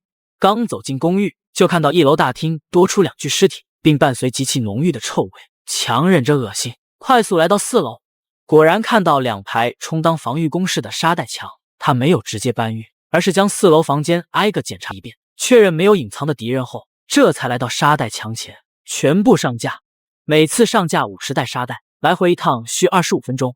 13花了2个小时将4楼和5楼沙袋全部搬空，还意外的在6楼一个房间的阳台上找到一套户外装备，不仅有帐篷、隔热毯，还有一大张防雨布，简直让他大喜过望。时间来到上午10点半，防空避难层原本不算狭窄的通道已经堆放了不少东西，尤其是2个出口位置堆满了防爆沙袋，另外还有床板和卡车篷布。藏身处安保大门外的通道处也放置着几十袋沙袋，这将是藏身处的最后防线。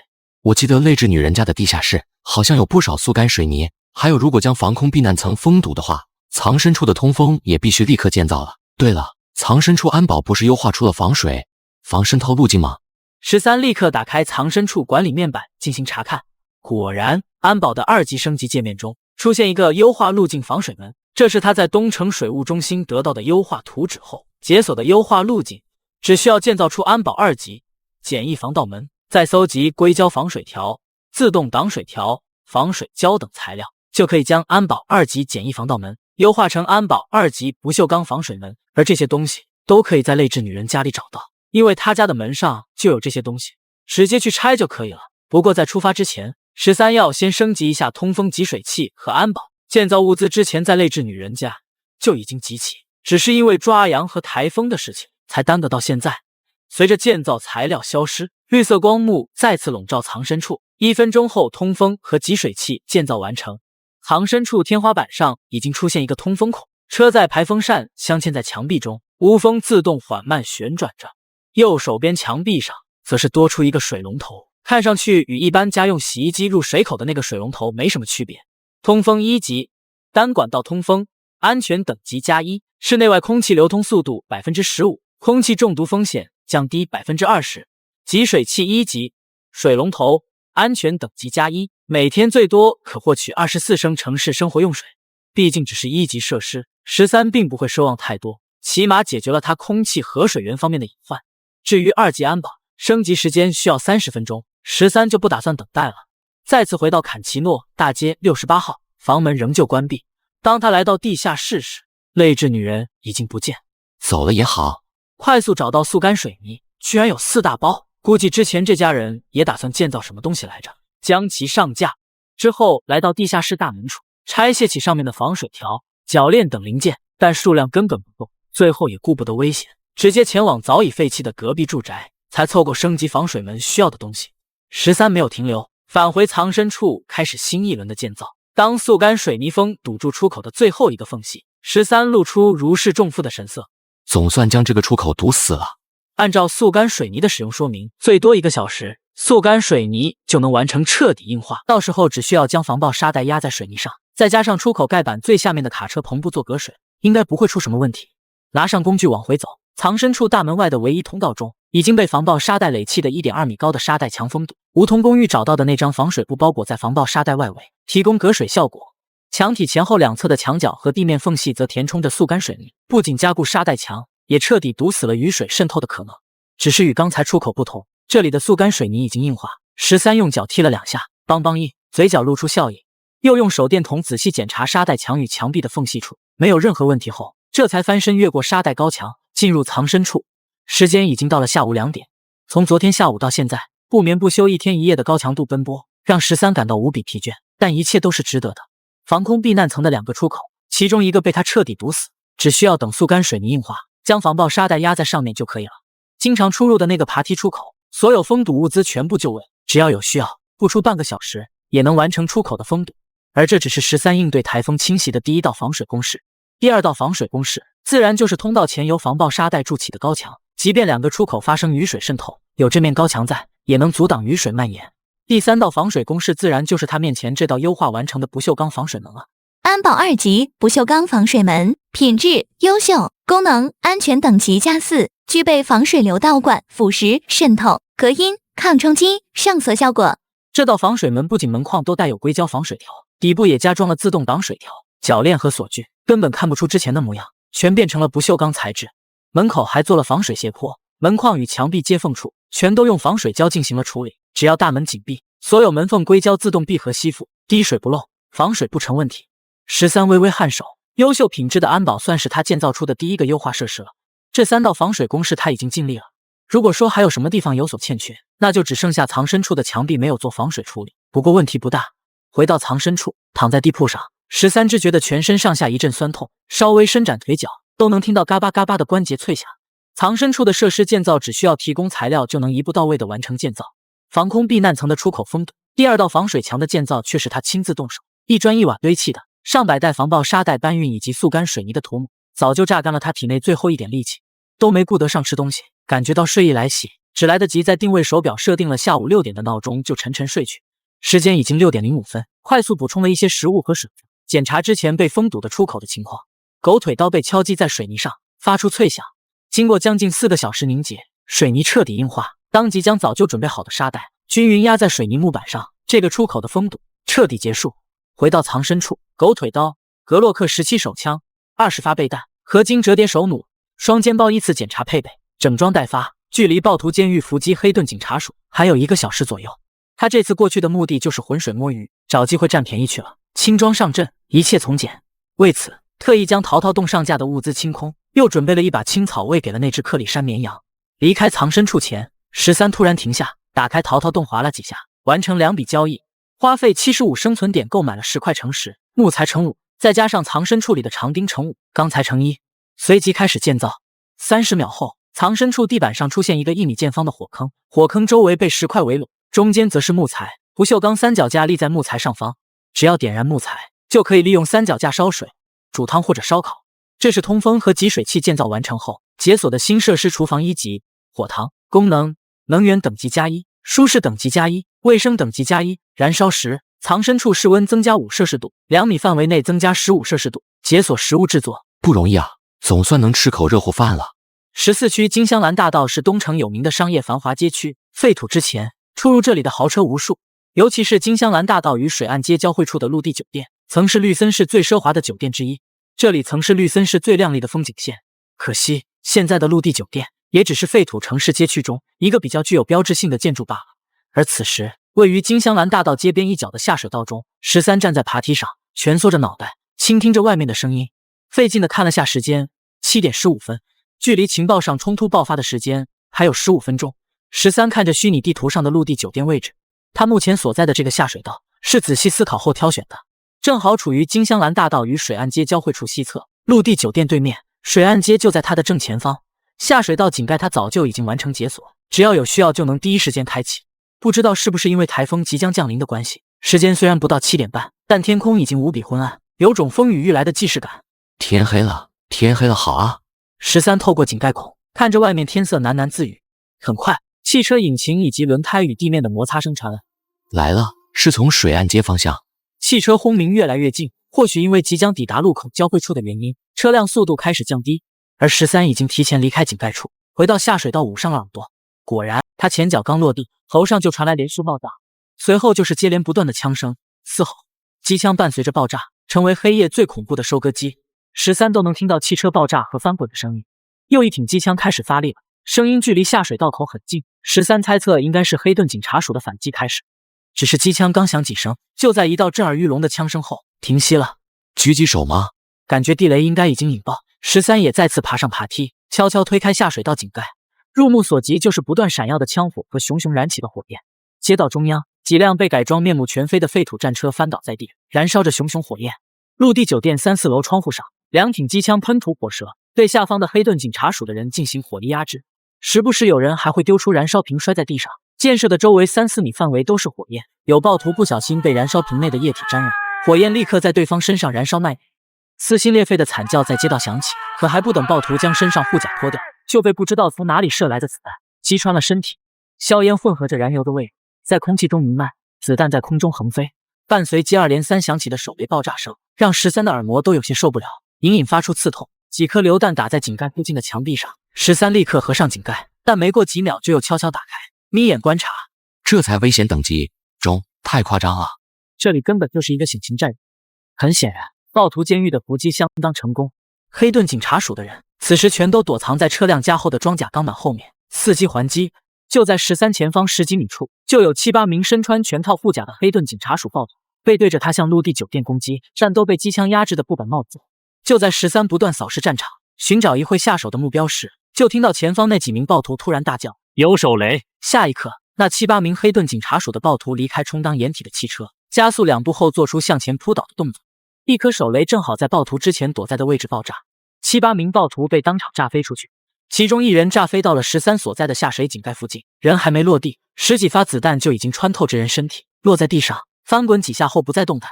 而此时距离战斗打响也只过去不到1分钟而已，黑盾警察署的反击开始了。13知觉火光一闪，陆地酒店内的机枪据点的房间居然被人端掉了，此刻正燃起熊熊火焰。没有了机枪的火力压制，黑盾警察署的人立刻展开了反击，并向水岸街的方向转移。与此同时，一枚闪耀着红色光芒的信号弹飞向天空，黑盾警察署在求援。陆地酒店高层冒出火光，是狙击手，他击杀了那名释放信号弹的黑盾警察署暴徒。白痴，信号弹已经发出，击杀他没有任何效果，只会暴露自己。他现在怀疑暴徒监狱的狙击手并不专业。果然，下一秒，之前听到的声音再次响起，这次13看得十分清楚，就看到水岸街上一颗火箭弹喷射着白炽火焰飞向陆地酒店，钻进狙击手所在的房间发生剧烈。酒店外墙都炸出了一个缺口，同时抛出2具残缺的人体，像破布一样摔在地上，但没人在意他们。居然还有 RPG， 这些黑盾警察署的火力这么猛！13眼角微跳，暴徒监狱和黑盾警察署的战斗力远超他的想象。暴徒监狱的伏击绝对够，但黑盾警察署的反击也绝对不难。重要的是，黑盾警察署的装备明显超过暴徒监狱，这真是一个街区暴徒势力可以拥有的武力配备。但13总觉得有些奇怪，作为老对手，暴徒监狱不可能不知道黑盾警察署的实力。暴徒监狱既然选择伏击，怎么会这么不经打？很快，13的疑惑得到了解释。水岸街上，几个人影出现在掌握 RPG 发射器的暴徒头顶，一跃而下。这些人有的摔落在地当场死亡，有的则是落在黑盾警察署的车辆当中。就在13觉得莫名其妙的时候，他看到了这辈子终生难忘的场景。轰轰轰！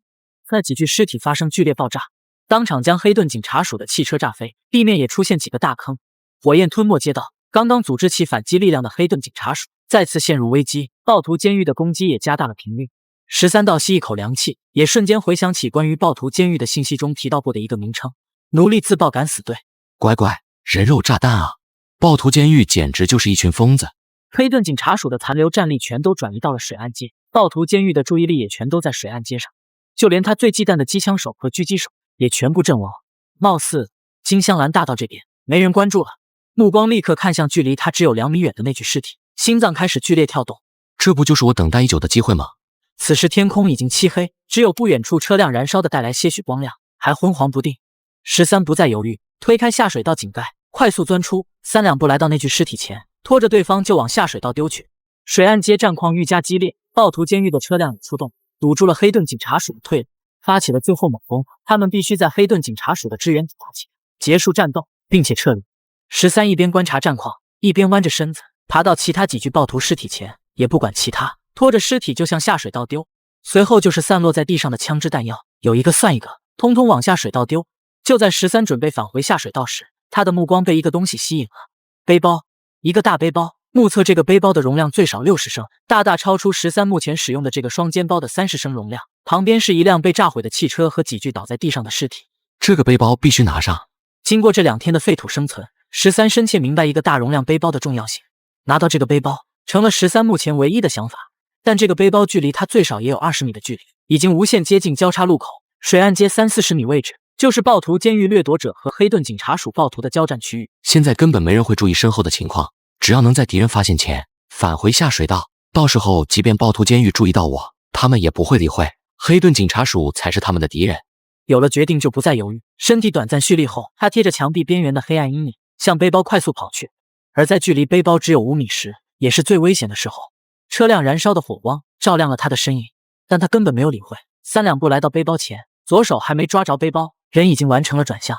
在抓住背包背带的瞬间，脚下猛然用力，13好似黑豹一般，不到2秒就再次隐藏在黑暗阴影中。几秒后，随着下水道井盖的关闭，内旋螺栓锁死，13回到了下水道中。他只觉得手脚早已麻木，心脏在胸腔剧烈跳动，仿佛下一秒就会跳出来。下意识吞咽着口水，大口喘着粗气，身上鸡皮疙瘩都起了。这是肾上腺素快速分泌的特征。刺激，真的太刺激了！这种火中取栗的刺激是前所未有的。低头查看背包，才惊喜地发现这居然是优秀品质的背包。户外牛津补登山包，品质优秀。介绍：这是一款耐用性、功能性优秀的户外背包，可以满足多个场景搭配，更适合长途背负。容量60升，功能防水、耐磨、轻量化。移动速度影响-4%，转向速度影响-2%。背包中的物资更是惊喜，7、8包军用口粮整齐码放在里面，接着就是罐头食品以及一个医药背囊，全都是废土生存硬通货。尤其是那包医药背囊，现在13有治疗外伤的车载急救包，唯独缺少药品。有了这些药品，13的风险对抗系数还能再增加不少。13不再查看背包，开始摸尸舔包。他一共丢下来6具尸体，也不管拿到的是什么，小件全部丢进双肩背包，大件直接挂上淘淘垛。弹挂、防弹衣、战术手套、军刀、面罩。13手上动作飞快，做着分类，不到3分钟就将尸体上的东西摸个精光。双肩背包塞满50%，牛津户外包则全部塞满。水岸街方向的枪声从刚才汽车爆炸后就逐渐停止，只有零星补枪的声音响起。黑盾警察署的人应该已经被暴徒监狱全部歼灭。果然，汽车引擎声再次响起，并快速远离。暴徒监狱的人也离开了。13将牛津包背在身后，双肩包背在胸前。13准备返回藏身处了。这次的收获已经足够丰富，不能贪心。再留在这里，很大可能会遇上黑盾警察署支援部队，风险大于收益。只是令他没想到的是，他刚走出2米，水岸街方向的下水道中，却突然闪过一道手电的光芒。13目光骤然射出寒芒，快速卸下背包，人已经来到下水道转角处。手电快速靠近，13也听到清晰的脚步声，只有一个人。他迅速做出判断，身体贴合墙壁，狗腿刀握在手里。妈的，操！看门这个婊子样的家伙，回去我一定要你好看，故意看我去死吧！好，还有暴徒监狱，等着，这个仇我记下了。声音越来越近，很快声音来到下水道转角，手电筒照在13脸上，让那人吓了一跳，手里握着的手枪也下意识抬起。但13有心算无心，怎么可能给他机会？枪口才刚刚抬起，狗腿刀已经斩在他的手腕上，惨叫响起，但很快就戛然而止，因为狗腿刀已经横在他的脖子上，同时还有13冰冷的声音：再叫你就去死！手电掉落在地上，将下水道内照得通亮，地上流淌着鲜血，空气中传来腥臭的尿骚味。13微微蹙眉，目光不善，狗腿刀横在来人脖颈处。这是一个身穿执法者制服的秃子，整个脑袋上只有零星几根毛，此刻因为右手被斩断而满头大汗，脸色惨白，但面对死亡威胁，仍旧努力露出一抹牵强的笑容。他刚要说话，就被13一巴掌扇在脸上，血水伴随断齿和唾液从口腔流出，他的眼底闪过强烈的怨毒之色，但很快就被隐藏起来，吐出口中血水。秃子知道，不管对方是什么人，没有第一时间杀死他，就说明还有活着的机会。我问你答，明白？黑顿警察署的据点在哪里？和我回答了，你会放过我吗？不会，但我可以让你死得痛快点。我的手！现在告诉我，黑顿警察署的据点在哪？狗腿刀已经再次举起。我说就在我的的魔鬼，你是魔鬼，你这个魔鬼！拖延时间也算拒绝哦。最后一次机会，我问你答，黑顿警察署的据点在哪里？第一街区的东城警察总署，那里就是我们总部。暴徒监狱的据点在哪？在东郊城外的索伦监狱。绿森市的势力哪些威胁最大？只是秃子的话还没说完，13就猛然抬头，露出聆听姿态。是汽车的声音，黑顿警察署的人到了。13明白该走了，狗腿刀挥下，秃子身体抽搐一下后不再动弹，将秃子身上的物品快速装进背包，扒下装备后就不再停留，向藏身处的方向狂奔而去。不久之后，5、6辆废土战车将水岸街战场映照得宛若白昼，已经有黑顿警察署的人在打扫战场。身穿执法者制服的卡门推开车门，站在充满硝烟的战场上。老大，危险还没完全排除，万一暴徒监狱那群崽子还有埋伏。少说废话，汇报情况。是，制高点已经被我们占领，遇袭的是弗里斯执法队，基本全灭，但还没有找到弗里斯执法者的踪迹或者尸体。弗里斯这家伙相当谨慎，如果遇到危险，绝对会第一时间逃走或隐藏自己，他不会冒险的。老大，弗里斯执法者是劳利斯指挥官的弟弟，如果这次真出了意外……暴徒面带忧色，还想再说什么，就被身后的脚步声打断。卡门也注意到来人，摆摆手：行了，这些不是你该操心的，让所有人都去找，活要见人，死要见尸。是。2名同样身穿执法者制服的男人来到卡门面前。卡门，是弗里斯。对，现在还没找到他的踪迹，希望别出事吧。那还等什么？弗里斯是劳利斯指挥官的弟弟，所有人都去找，快！卡门，你不是鼻子最灵吗？赶紧找啊！卡门却充耳不闻。索达立刻不爽起来：卡门，别给脸不要脸啊！咱们3个人里，就你距离这里最近，找不到弗里斯，我看你怎么和劳利斯指挥官交代。行了，先别说这些了，找不到弗里斯，我们3个都要倒霉才是真的，抓紧去找吧，否则真不好交差啊。很快就有人汇报找到了弗里斯的尸体，3人立马前往。只是当3人来到下水道，见到弗里斯的惨状后，全都沉默了。卡门查看了弗里斯的身上的伤口，尤其是脖子上的致命伤，眸光一凝：这下麻烦了，卡门，你的侦查能力最强，要不还是你探查一下。好。卡门叫来发现弗里斯尸体的人进行询问，发现者是格罗执法队的人。你是怎么发现这里的？卡门执法者，是我注意到有一处井盖被自爆奴隶炸掉了，露出下面的下水道，就猜测弗里斯执法者会不会掉下去了。随后就在这里看到了弗里斯执法者的尸体，之后你们就下来了。还有其他发现吗？在距离这20米的位置，同样发现6具尸体，全都是弗里斯执法队的成员，身上的装备和物资全都不见了，但他们死亡原因是枪伤和爆炸，不是刀伤。卡门随后查看了那6具尸体的情况，并顺着爬梯钻出下水道，来到金香兰大道查看地面痕迹。而他第一个想到的就是昨天在东城水务中心杀死那3个流民的神秘人。这个人胆子真大。地下矿井是一处无比神秘且危险的地狱，废土爆发前这里就被疯狂挖掘，最深处直达地下数千米，内部更是蜿蜒曲折，岔路众多，只要进入其中，10有8九都会迷失其中。这里不仅有前人留下的安全隐患，更在废土爆发后出现很多植物陷阱和善于伪装的地下掠食者，地底热泉和熔岩湾流更是让这里寸步难行，稍有不慎就会尸骨无存。苔藓小屋藏身处就坐落在这里。藏身处内，发光苔藓和辉光蘑菇被人精心布置在房间内，提供着照明。一道人影跪坐地板上，目光专注地盯着面前的粗糙兽皮，嘴角扯出一丝弧度。兽皮中央是一盒金羊毛香烟，4个角上各自摆放着一只不知名的生物尸体，没眼睛的鱼、大耳朵老鼠、长腿蜘蛛以及红皮蝙蝠。每只生物都有一条鲜血向皮革中间汇聚，但似乎有什么东西在阻挠一般，鲜血弯弯曲曲，最后形成2个模糊的文字。于渊。也就在这2个文字出现的瞬间，跪坐在地板的人影眼中爆出金芒，嘴角扯起的弧度直达眼底。果然还是于渊，我就知道这家伙不简单。这是第3次还是第4次了？短短3天交易的香烟总量已经高达40多盒，那他手里掌握的物资绝对不是小数目。不行，这家伙有些邪乎。进入废土1天时间，葬身处排名连续跃升501位，很可能和我一样开启了特殊路径，要谨慎一点，保险起见还是让其他人探探路吧。可惜雪茄那家伙够谨慎，到现在都没表态。好在有那几个家伙试探，等新手保护期结束，大概就能知道于渊葬深处的底细了。哼，还有怒鲸那个家伙，连续坏我几次好事，偏偏这家伙滑不溜秋，根本没办法锁定他，我得想个办法啊。晚上8点34分，13特意绕了一个大圈后，终于回到藏身处，丢下背包，就跑到防空避难层爬梯出口处，开始封堵出口。先将卡车篷布盖在出口上，最后将提前切割好的床板扣在出口位置，进行嵌合。至此出口基本封堵完毕，随后回到藏身处，拿起水桶接水，按照比例快速搅拌速干水泥，并对出口缝隙进行最后的封堵和填充。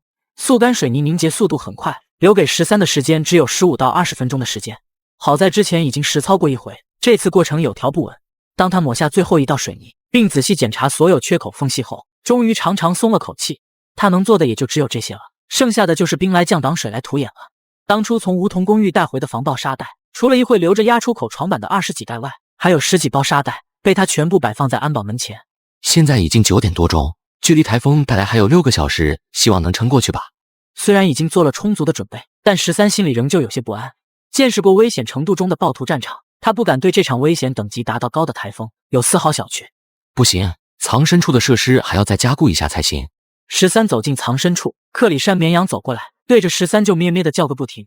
而看到藏身处地上吃得干干净净的青草，以及那一颗颗浑圆小颗粒，13也是一个头2个大，自己这边还一头乱麻，结果还要伺候这个祖宗，但不伺候又不行，现在出口都被堵死，这个家伙是自己活命的唯一希望了。原本之前他还想着，如果能在陆地酒店那里抓个受伤的女俘虏来消除纵欲卡就好了，结果别说女人了，活人也就碰到一个，还是个秃子。他无奈地看了一眼之前专门建造好的火塘，可惜啊，最后还是打开了淘淘洞，才发现或许是因为他连续用香烟交易青草的关系，淘淘洞居然有人将青草上架，仍旧是3公斤交易1根香烟，但也有人设置了可以用生存点交易，3公斤青草等于20、10、5生存点不等，他们居然自己卷起来了。毕竟青草的成本几乎没有，2分钟就能收割一大捆，卖多少都是赚。13见状哑然失笑，可见其成，自然也选择最便宜的交易，花了100生存点交易了45公斤就停了下来。这些青草足够克里山绵羊吃一阵子了。将藏身处略作清理后，13来到火塘旁，点燃木柴，用之前搜集来的不锈钢锅来到集水器接了半锅水，放在3脚架上加热，思索接下来的计划。最要紧的自然是升级藏身处设施，在台风到来前，它能升级一点算一点。打开虚拟光幕，藏身处设施管理日志中查看建造需求。目前他已经完成的设施有7个：安保2级、不锈钢防水门、休息区1级、地铺、卫生间1级、洗漱区、通风1级、单管道通风、集水器1级、水龙头、照明1级、蜡烛、厨房1级、火塘。藏身处信息也比最初丰富很多。藏身处可建造设施中仓库休闲区也相继解锁，不过这些设施并不会对台风灾难的到来有什么实质性的帮助。虽然他对仓库很感兴趣，他也确实很需要一个存储物资的地方，但现在并不是建造仓库最佳时机。有了火塘和水龙头，食物加热和水源问题已经解决，有3道防水措施，台风暴雨对城市下水道的冲击应该也可以应对。但为什么我总觉得遗漏了什么地方？不是，等等，下水道。13忙不迭来到卫生间，手电筒照射地漏。当他看到黑洞洞直上直下的管道时，终于明白自己忽略什么地方了。千防万防，他将所有心思都放在如何抵挡藏身处外可能出现的水灾，结果忽略了藏身处里面卫生间还有一个下水道口呢。等暴雨灌满城市下水，只怕雨水都会顺着这个下水口倒灌进藏身处。13感觉后背都被冷汗浸湿，后怕的同时又觉得万分庆幸，幸亏发现及时，否则真到台风降临、暴雨倾盆的时候就晚了。但随即他的脸色变得异常难看，因为他发现似乎现在已经晚了。防空避难层通往下水道的出口已经被他堵死，他已经无法出去搜集建造物资。还好情况没到最坏的程度。13暂时想到2种解决问题的办法，一种最为简单粗暴，那就是把卫生间的下水管道灌入速干水泥，物理意义上的彻底堵死，但后果也很严重。13并不清楚堵死下水管道后，卫生间设施会出现什么样的变化。直接废弃应该不会，那最大的可能就是需要重新建造，或者清除水泥。不管怎么说，这个选项被13放在了最后。台风降临的时间是凌晨3点48分，如果到那个时候他还没有解决卫生间倒灌的问题，就只能走这一条路了。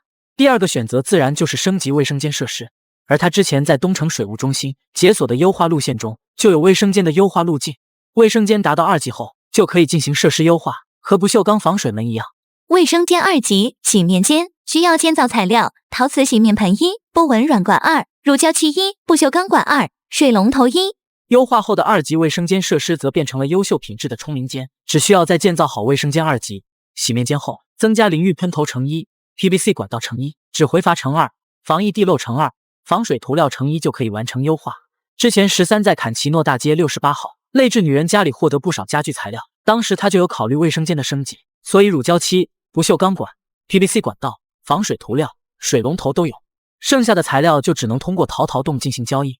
一通翻找后，运气不错，找到2根波纹软管和1个淋浴喷头，但陶瓷洗面盆、指挥阀以及防疫地漏却根本没人上架，只能进行求购。他并没有像以往那样用香烟进行交易。进入废土世界3天，他已经陆陆续续放出将近40多盒。玩家对香烟的需求虽然仍旧很高，但已经不像之前那么渴求。他之前为了升级淘淘洞等，上架了20多盒，就有很多人完成交易后，转手将那些香烟拆分上架，赚取差价。再说他目前也只剩下2条而已，他也需要留点自用。他这次上架的是这次从暴徒身上获取的物资，首先就是近战武器，4把大马士革匕首，2把6H5刺刀，战术服以及尺码穿不上的军靴全部上架。除了交易升级卫生间需要的物资外，还加入了一些藏身处其他设施的建造材料，比如建造1级发电机的自行车、电线、整流器，升级2级照明的铜线、开关等等。这些都是13这3天内打算建造完成的设施。建造1级发电机其实还需要交流发电机和蓄电池，以及升级照明用的节能灯，这样东西13都有，因此只需要将缺少的物资凑齐就能建造。而13发布的上架信息也很快其他玩家看到，因为淘淘洞升级到3级以上权限后，虽然仍旧匿名，但每次上架后所上架的商品都会置顶刷新。之前13从暴徒身上搜索的物资上架到淘淘洞时，就引起了一阵风波，毕竟弹挂、防弹衣、霰弹枪、步枪、手雷、军靴这些一看就是暴徒特有的装备，想不让人注意都难。因此13的求购信息一出，有心人立刻就注意到了，以为这次还是和之前一样，是通过上架来转移物资的，毕竟这已经是玩家之间的惯用操作。但很快就有人发现不对，虽然新上架的都是近战武器，但交易需求却低到可怜。以往一把近战武器售价3000到8000生存点不等，根据类别有所差异。像匕首这一类只有穿刺功能的武器，基本就是3000生存点左右，而像战术斧这种可以战斗、可以劈砍的多用途武器，售价都会达到6000生存点以上。但现在这些武器居然用一些物资就能交换，有心人见状立刻就行动了起来。毕竟城市、城镇这一类区域危险程度高，但总有一些位于荒郊野外的资源点可以被玩家发现。野外抛锚的汽车、废弃的野营营地、公路服务站、乡野别墅、农场庄园、废弃房屋等等，虽然数量稀少，但基本不会有什么危险。有人本身就在这些房屋附近探索，当即调转方向；有人原本已经准备休息，看到求购信息，想起自己收集的物资中就有满足兑换条件的东西，立刻起身寻找。还有人更是冲出藏身处，对着路边那抛锚的房车就开始了拆卸。他们的想法只有一个，那就是先将武器兑换到手再说。即便武器自己用不上，转手一卖，少则数百，多则上千生存点的差价，没人会拒绝这样的好事。而这也是13刻意为之，他现在时间紧迫，想要尽快获得升级卫生间的材料，那就只能用利益让别人拼命。数量有限，手快有，手慢无，就这么简单。通过聊天频道看到所有玩家已经知道武器交易的事情，并且讨论热烈后，13就不再理会这些了。只要有讨论，总会有人为了生存点去搜集物资的，他只需要等待就好。13压下心中急切，目光略显热切地看向那堆在墙角的战利品。趁着这个空档，整理一下这次的收获吧。MP5 冲锋枪乘2，雷明顿870霰弹枪乘1，FN File 突击步枪乘2，格洛克17手枪乘1，格洛克19手枪乘2，战术手套乘5，战术靴乘2，复合防弹头盔乘3 ，M67 手雷乘7，震撼手榴弹乘2，胸挂6件，3级警用防弹1乘6 ，9乘19毫米，7.62乘51毫米以及12-70路弹各有数十上百发。13看着整理完成的战利品，眼底的笑意怎么也无法散去。有了这批装备，等新手期结束，对抗入侵而来的老玩家也有一战之力了。这就是13即便冒着危险也要奋力一搏的原因。对他来说，27天后的老玩家入侵就是最大的威胁。只靠他手里的折叠手弩和手枪，想要对抗老玩家，简直天方夜谭。不过现在有了这些装备，情况就不同了。而他最大的收获还不是上面那些。13看向脚下的通体漆黑的执法者装备，嘴角勾起，心里再次感谢了下秃子，临走还给他送来一套优秀品质的装备：执法者弹挂防弹衣4级，执法者战术手套，执法者战术靴，执法者护目镜，4件装备全部都是优秀品质，不仅提供了卓越的防护能力，还各有特殊效果。战术手套增加了抓取能力和防刺防护，战术靴增加脚部防护的同时，还拥有缓解疲劳效果。护目镜则拥有防闪光、防眩光、防紫外线，增加色彩对比度的效果。13猜测执法者套装应该还有战术头盔的，只是不知道被那个秃子丢在哪里了。该说不说，秃子的身家相当不错，他配备的近战武器是一把战术剑，不过相比之下，13还是更喜欢狗腿刀多一点，挥砍起来更加顺手。当然，最大收获还是秃子身上那把略显巨大的手枪。SW Model 500左轮手枪，品质优秀。介绍：这把枪专为狩猎大型危险动物，如熊、野牛和极限射击爱好者设计。口径500 SW Magnum， 12.7乘41毫米，弹容量，有效射程100到200米。这把手枪，13见到的第一眼就有些挪不开视线，拿在手里不停把玩。可惜这把枪威力确实巨大，但最少2000克的重量对13来说也是不小的挑战。后坐力更不用想，绝对大到夸张。再加上500的备弹只找到15发，就注定这把枪只能在特定时候使用了。至少在13的认知中，打人应该是不会用到这把武器。剩下就是一些零零碎碎的东西，比如从暴徒尸体上搜集来的各种小玩意。其中能引起13重视的，只有从秃子身上找到的一串钥匙链，上面有3把钥匙。秃子的地位不低，能在暴徒势力拥有不低地位的人，没有一点私人存活，这13是不幸的。可惜他并不知道这几把钥匙对应的房间位置，否则还能想办法偷一把。战利品整理结束，淘淘洞也传来交易完成的提示音。在生存点的诱惑下，玩家的潜力果然是巨大的。所有上架物品已经陆续有人完成交易，将物资从淘淘洞取出。13笑了，这群人真够拼的。陶瓷洗面池一看就是刚拆下来的，上面还能看到明显拆除的痕迹。电线、指挥阀和防疫地漏上面还残留着暴力拆除后的渣土。卫生间升级2级，乃至优化的材料全部到位。13当即打开虚拟光幕，选择升级优化一起建造。随着卫生间被绿色光幕笼罩，这次需要30分钟才能完成建造。最重要的下水管道问题得到解决，13也将那些暂时用不上的物资上架，交换建造其他设施需要的物资。手套、胸挂之类的装备交易也全部交易，但枪械和护甲13还是留了下来。他可不想新手期结束后，入侵自己的玩家手里拿着的是他卖出去的武器。半小时后，随着2级通风以及1级发电机的材料收集完成，也加入到了升级建造行列。卫生间却随着绿色光幕消失，模样大变。原本只是1米见方的小小洗漱区，扩大到了2平方米的冲淋间，里面也不再是空空荡荡。洗面池和淋浴喷头分别安装在卫生间两侧。当然，13最关注的下水管道的防逆流功能也没有让他失望。卫生间的2个地漏内都出现了悬浮球阻隔设计，并且洗面池与下水管连接处也固定了指挥阀。卫生间2级，冲淋间，品质优秀，功能卫生等级加2，舒适等级加2，减少生病概率减少伤口感染风险10%，减少精神失控风险15%，具备防潮湿、防污水倒灌、防臭、防爬虫效果，每天获得24升生活用水。直到这时，13终于可以松口气了。虽然不清楚2级卫生间的防倒灌效果能不能抵御住暴雨冲击，但现在也只能相信藏身处了。趁着现在台风还没到来，13也立刻脱掉了衣服，走进冲淋间，洗去了进入废土以来的第一澡。洗澡水冰凉刺激，但真是不洗不知道。满地的黑水让13吓了一跳，虽然很想好好清洗一下，但24升的用水指标让他根本不敢放肆，只能打了点洗发水和沐浴露，匆匆揉搓几下，简单清洗后就出来了。